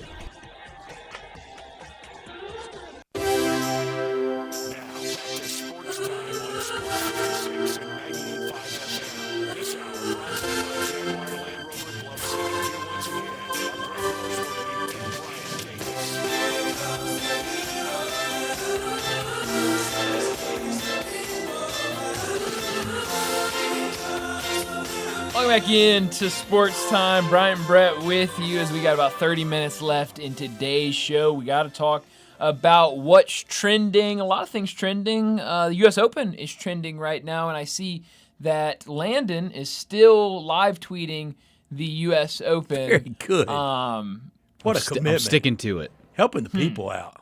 Well, I guess we'll just turn it over to you, and you can just give us our U.S. Open update. Well, the current update right now is Hovland, Morikawa, and Scotty Scheffler coming up on hole 17. All three of them drove into bunkers to kickstart that hole. So on my tweet, I said that's Oakmont for you. So it is. That's Oakmont. That's what we were kind of expecting. It's a tough course. So they're all out of it right now. They're all onto their putts. So we'll see how they finish up. Play tougher in the afternoon. Yeah, for Sam Burns double bogey par 3. Yeah, no, and I'm curious to see how this course fares. As we get further into the week. I mentioned it earlier. At least yesterday, I've not checked today, I'll be completely honest, but yesterday when I was looking, it looked like some potential storms in the forecast for tomorrow. So, what will that do to this course and into the weekend? Because you're right, it feels like this afternoon's group has had a tougher time figuring this course out than the earlier group did. But definitely some fun numbers from this tournament in round one, and it looks like, it could be a fun weekend. I saw this earlier. Justin Ray, 7 minutes ago, tweeted this: Brooks Koepka, 11th U.S. Open round of 68 or lower. That is tied for 5th most in championship history. He's tied with Mickelson and Oosthuizen, behind Tom Watson, McIlroy, Floyd, and I'm sure you can guess who the leader is. Tiger. No, Jack. Oh, really? Yeah, Jack Nicklaus with 17. Tiger not on this list. So Nicklaus with 17, Koepka with 11, Tom Watson with 12, Rory with 14, Floyd with 14. So Brooks Koepka joining a nice list. I don't know if Oosthuizen, I don't know. He's kind of the oddball in that list of guys. But, hey, I guess. Yeah, he won a British Open, but never a U.S. Open. No, but that's a good list to be a part of. And Brooks Yeah, Koepka, he's a guy that maybe tap been into something. Real quiet since joining Live. Maybe he's a guy that can get something going this weekend. He could, and we will see about the weather tomorrow. Any rain in that already knee-high rough. Yeah, well, that's gonna be impossible. I mean, that's bogey. Yeah, here and there. Yeah, I mean, you can already mark it down that you're not gonna be able to do too hot if you are landing in that. So yeah, that'll definitely be something to keep an eye on. Jordan Spieth still 1 under. He's still out there. A hole or two left to play for him, but I think that would be a good start for Jordan Spieth, a guy that kind of like we talked about with Justin Thomas. They're very. I know they're best friends. They hang out with each other a lot. They're very similar in a lot of ways of how they go about it. It's really get out to a good start. Let your favorite thing, Brett, the vibes. If the vibes are good, then it might be a pretty good weekend. But let that 1 or 2 holes get to you, and the entire weekend can fall apart. Yeah, and so for Jordan Spieth, if he can go into the clubhouse under par, I think that's a really good start. Who we got tonight in the hockey? I think Edmonton evens it up tonight. I think I hadn't watched the shot. It's been the first 2 games were electric. I mean, it was incredible stuff, Brad. I can't believe. I mean, shame I was out on you after missing it. my leaves. Yeah, I don't blame you. They broke me. How could you root for another Canadian team when your Canadian team, the Canadian team, got bounced? So I don't blame you. Almost becoming a Cub thing. Yeah, it really is. It's getting up there, but I don't know. I think Game 3. Not that we need to start breaking down the Stanley Cup Finals, but Game 3 was so bad. Well, good because I can't. Yeah, well, that's right. You haven't seen any of it. Game 3 was so bad for Edmonton. I mean, it was just domination from the Panthers that I would just. You got to think that Edmonton's going to go out there and play a lot better, and I think if they do, I think they even this up. Must-win scenario tonight. You think so? For Edmonton, absolutely. Yeah. I mean, yeah, certainly. You don't want to go down 3-1, but I'm not against this powerhouse I'm just shocked of Florida. that we're getting some hockey analysts. Hey, from you. I mean, you're just doing it all today. We make picks, so we got to stay somewhat dedicated to it. If you got a stick in your hand, you cover it. Right. That's true. Yeah, you're all ran off and hit. You're all done. He did. I shouldn't have even made a pick when we picked for the final round. So a friend telling me the fighting in Game 3 will that continue tonight? Ooh, that's a great question. I mean, they were throwing down in Game 3. That was fun. That was the only thing. Were they fighting before the deficit got that big, or was it over the deficit? They think they were being run up on? They were. It was testy early. There were a couple scraps, and then late in the game when it was out of reach was when it was a full on melee. I mean, that's rare for hockey. It is. Stanley Cup Finals. And I think part of it is these two teams seeing fighting, each other not hockey. again. Yeah, no. Fighting. But these two teams seeing each other again in the Stanley Cup Finals. There's a lot of bad blood there, and so who knows? I mean, I would love it if we see more of that tonight, but I guess we'll see in a couple hours here. But no fighting in the NBA Finals. No. Can't have that. Can't have that. But hey, it might be a fun wrinkle to add in. I don't know. I don't think they want that. It can be fun, and just throw down a couple times in the middle of the game. But no, we talked about it a lot today. I mean, what Indiana was able to do last night at home, and really having a lot of guys able to come off the bench, a lot more comfortable at home. Yeah, I mean, he was great. I had him in our top 10 going into the series, and felt like there was going to be at least one game where he was a big-time factor, and certainly got that last night with that 27 points. He was huge, and that bench was huge for Indiana, and can they keep that going in Game 4 at home? Certainly in a good position right now, and we'll have to see what kind of adjustments do the Thunder make. Patriots announcing today that they will have the statue ceremony for Tom Brady. No shocker. Is a statue enough? Yeah, I mean that is the question. I mean, what he was able to do. Should be for them. Park. Yeah, no, I think a hall of statues, to say the least. Just, give him the entire city, and entire area, and it's the great debate. Who is the all-time king of Boston sports? Yeah, it's a good question. He's got to be there. He's in a good spot for it. I mean, I know Bill Russell had more championships. Sure, but no. I know Ted Williams was probably at that time more revered. Yeah, but I don't. But Ted Williams had 0 championships. That's true. He's certainly. I mean, he's one or two, I would say, right now for Boston sports. I mean, just being the NFL, being how Bobby big Orr in hockey. Yeah, I mean, there's definitely some good names, but it's hard to top him. Have you heard this story in Major League Baseball? And I had not heard about it, and I saw something talking about it today I think it might have been The Athletic where I saw it. Hunter Dobbins, a young pitcher for the Red Sox. Have you seen the story with him? I haven't. And the comments he's been making? So they obviously, Red Sox, Yankees, they play all the time. I mean, it feels like every single time you turn the television on, they're playing each other. And so he was asked, okay, I did hear it. You have seen this. So he talked stuff and then got lit up. Well, no, not that.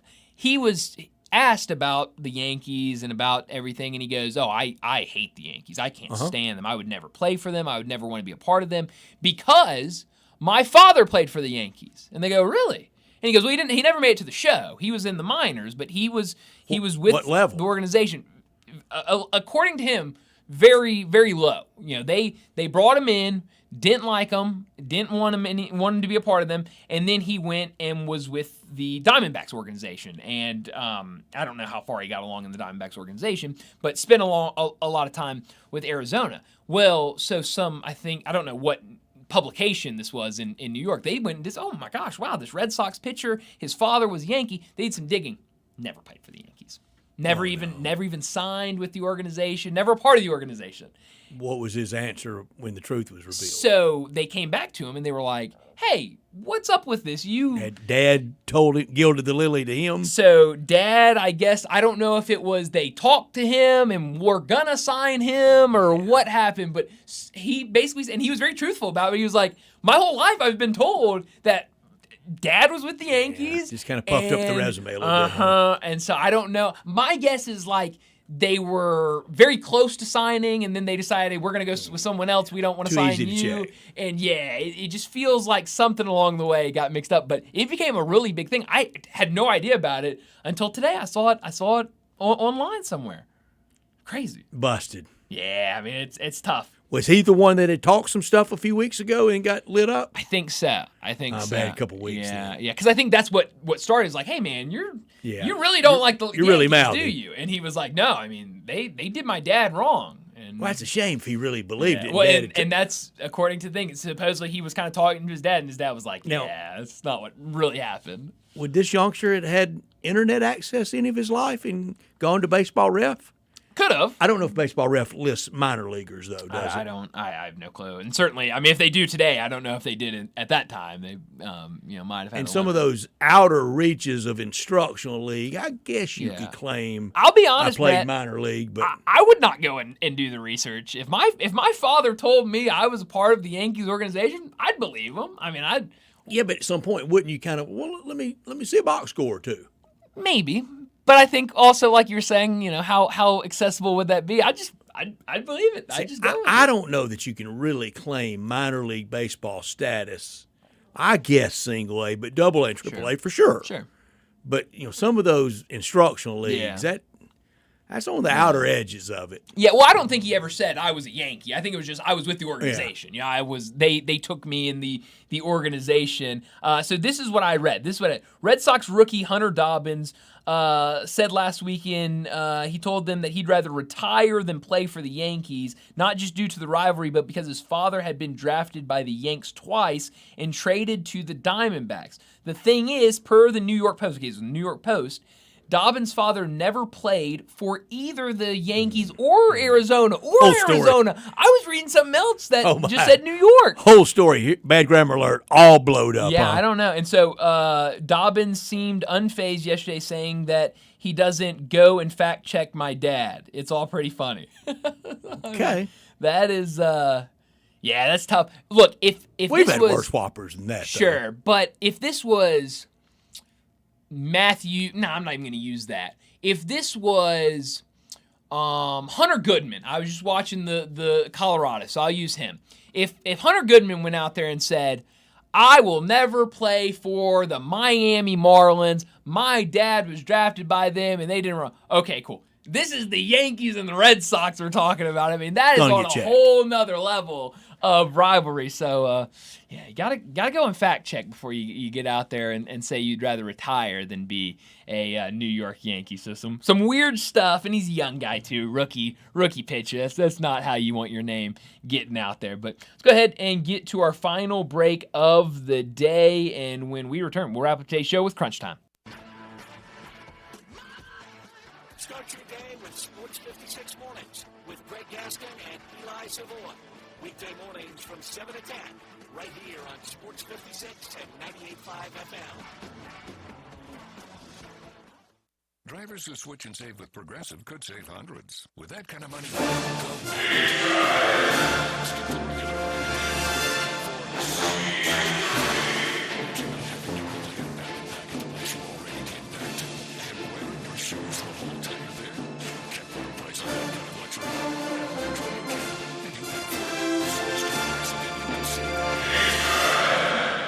for speedy security. Progressive Casualty Insurance Company and affiliates not available in all states. Potential savings will vary. Top Gun is the largest indoor range in the Mid-South. The size isn't their only difference. Top Gun has the best instructors with over 300 years combined experience and classes all the way from first shot to master marksmanship. Plus, Top Gun is affordable. Gold membership is just $48 a month. That's just $1.60 a day for a limited range time. Free gun rentals with purchase of ammo and members lounge access. Top Gun 2770 Whitten Road and TopGunMemphis.com. Always ship with the best. Top Gun Memphis. This is Secret Clinical dominating extra stinky stress sweat.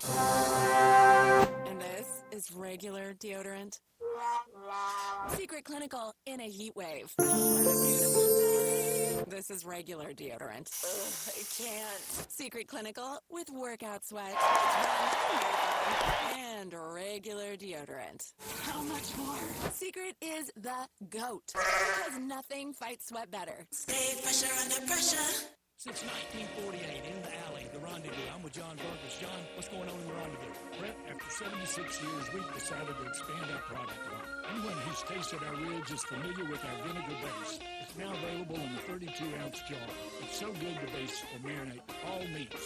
I even put a little bit on turnip greens. Something we've been using at the restaurant or in our house has been a Greek seasoning. My father was a cook, but my mother was a chef. And she She was the one that put Greek seasoning on everything from the Mediterranean diet or steak. My mom used it on soup, salad, veggies, fish, any meat. It's a great seasoning and a flavor enhancer.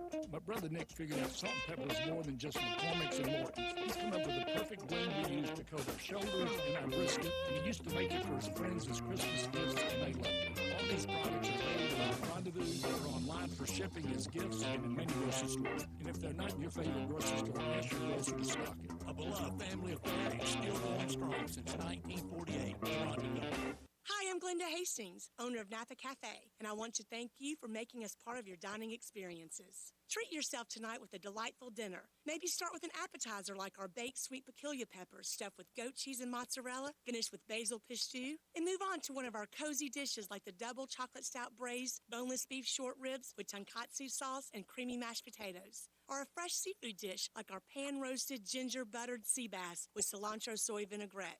I get hungry just talking about it. Don't forget about dessert, our famous sweet buttermilk pie with brown sugar sauce, or drink your dessert with one of our signature dessert cocktails, like the lemon cheesecake martini, lemony, icy, frothy, and dusted with graham cracker crumbs. Napa Cafe, open Wednesday through Saturday for dinner starting at 5 o'clock. For reservations, visit our website at napacafe.com. Come join us. We can't wait to serve you. Congratulations to Napa Cafe, celebrating 27 years of great food and service for you. Napa Cafe. Crunch Time is brought to you by Moe's Southwest Grill. Need catering? Moe's Taco Truck is always ready to cater for you. Just give Jenny Nash a call at 901-606-3172. Moe's.com is your go-to for all your taco Crunch Time emergencies.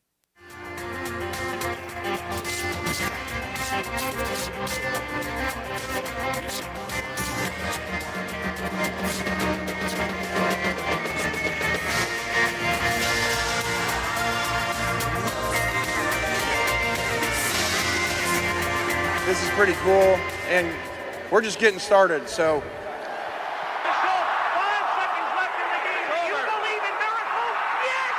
Spanning the globe. Go crazy, folks! Go crazy! This is for all the biggest crunch time. You are looking live. In your life have you seen anything like that? Goodbye! Hello, Haskell. It's obviously crunch time. Hammer, nail, coffin, this baby is over.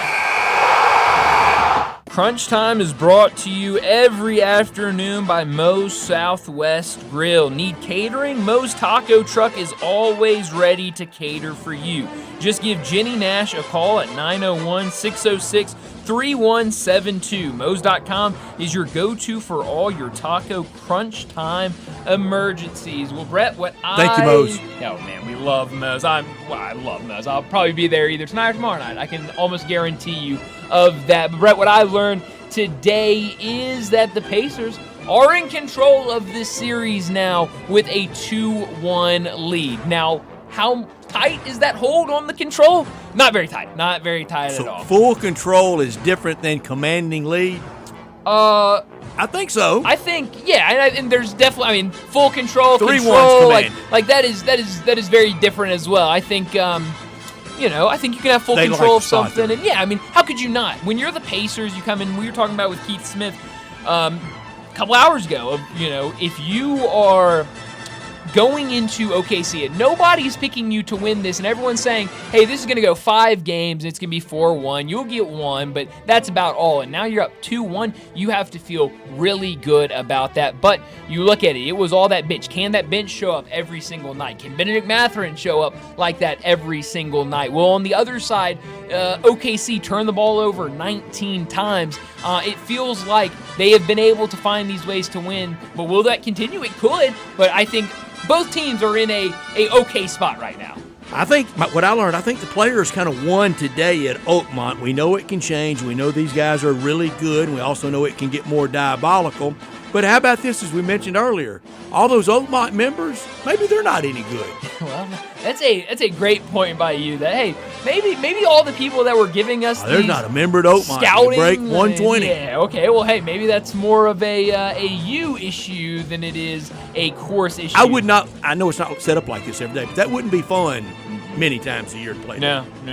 It really wouldn't be. What I could have done without today, it's got to be This series coming up for the St. Louis Cardinals to get started later tonight. We talked earlier about this slide that the Cardinals are on, and kind of Milwaukee in the same boat. It really doesn't look like, what direction are they going in. Yeah, well, May, it's starting to get a long time since we were in May, but it feels like a really big series for both teams. And for the Cardinals, if you struggle this weekend, if you lose this series against Milwaukee, then you're in a really tough spot. I could have done without Indiana. They've held themselves up very well, but Game 4, I think, is still must-win for them to get up 3-1, have that working margin. Did we ever decide how many turnovers? 17, 19? I'm going to go with 19. I'll go with the more. A lot of turnovers. It was ugly. For Oklahoma City. Yeah, it really was. Where are you beaming tonight? Beam me to Oakmont to see how bloody it gets and how early it gets tomorrow at the U.S. Open. Everyone feared it today.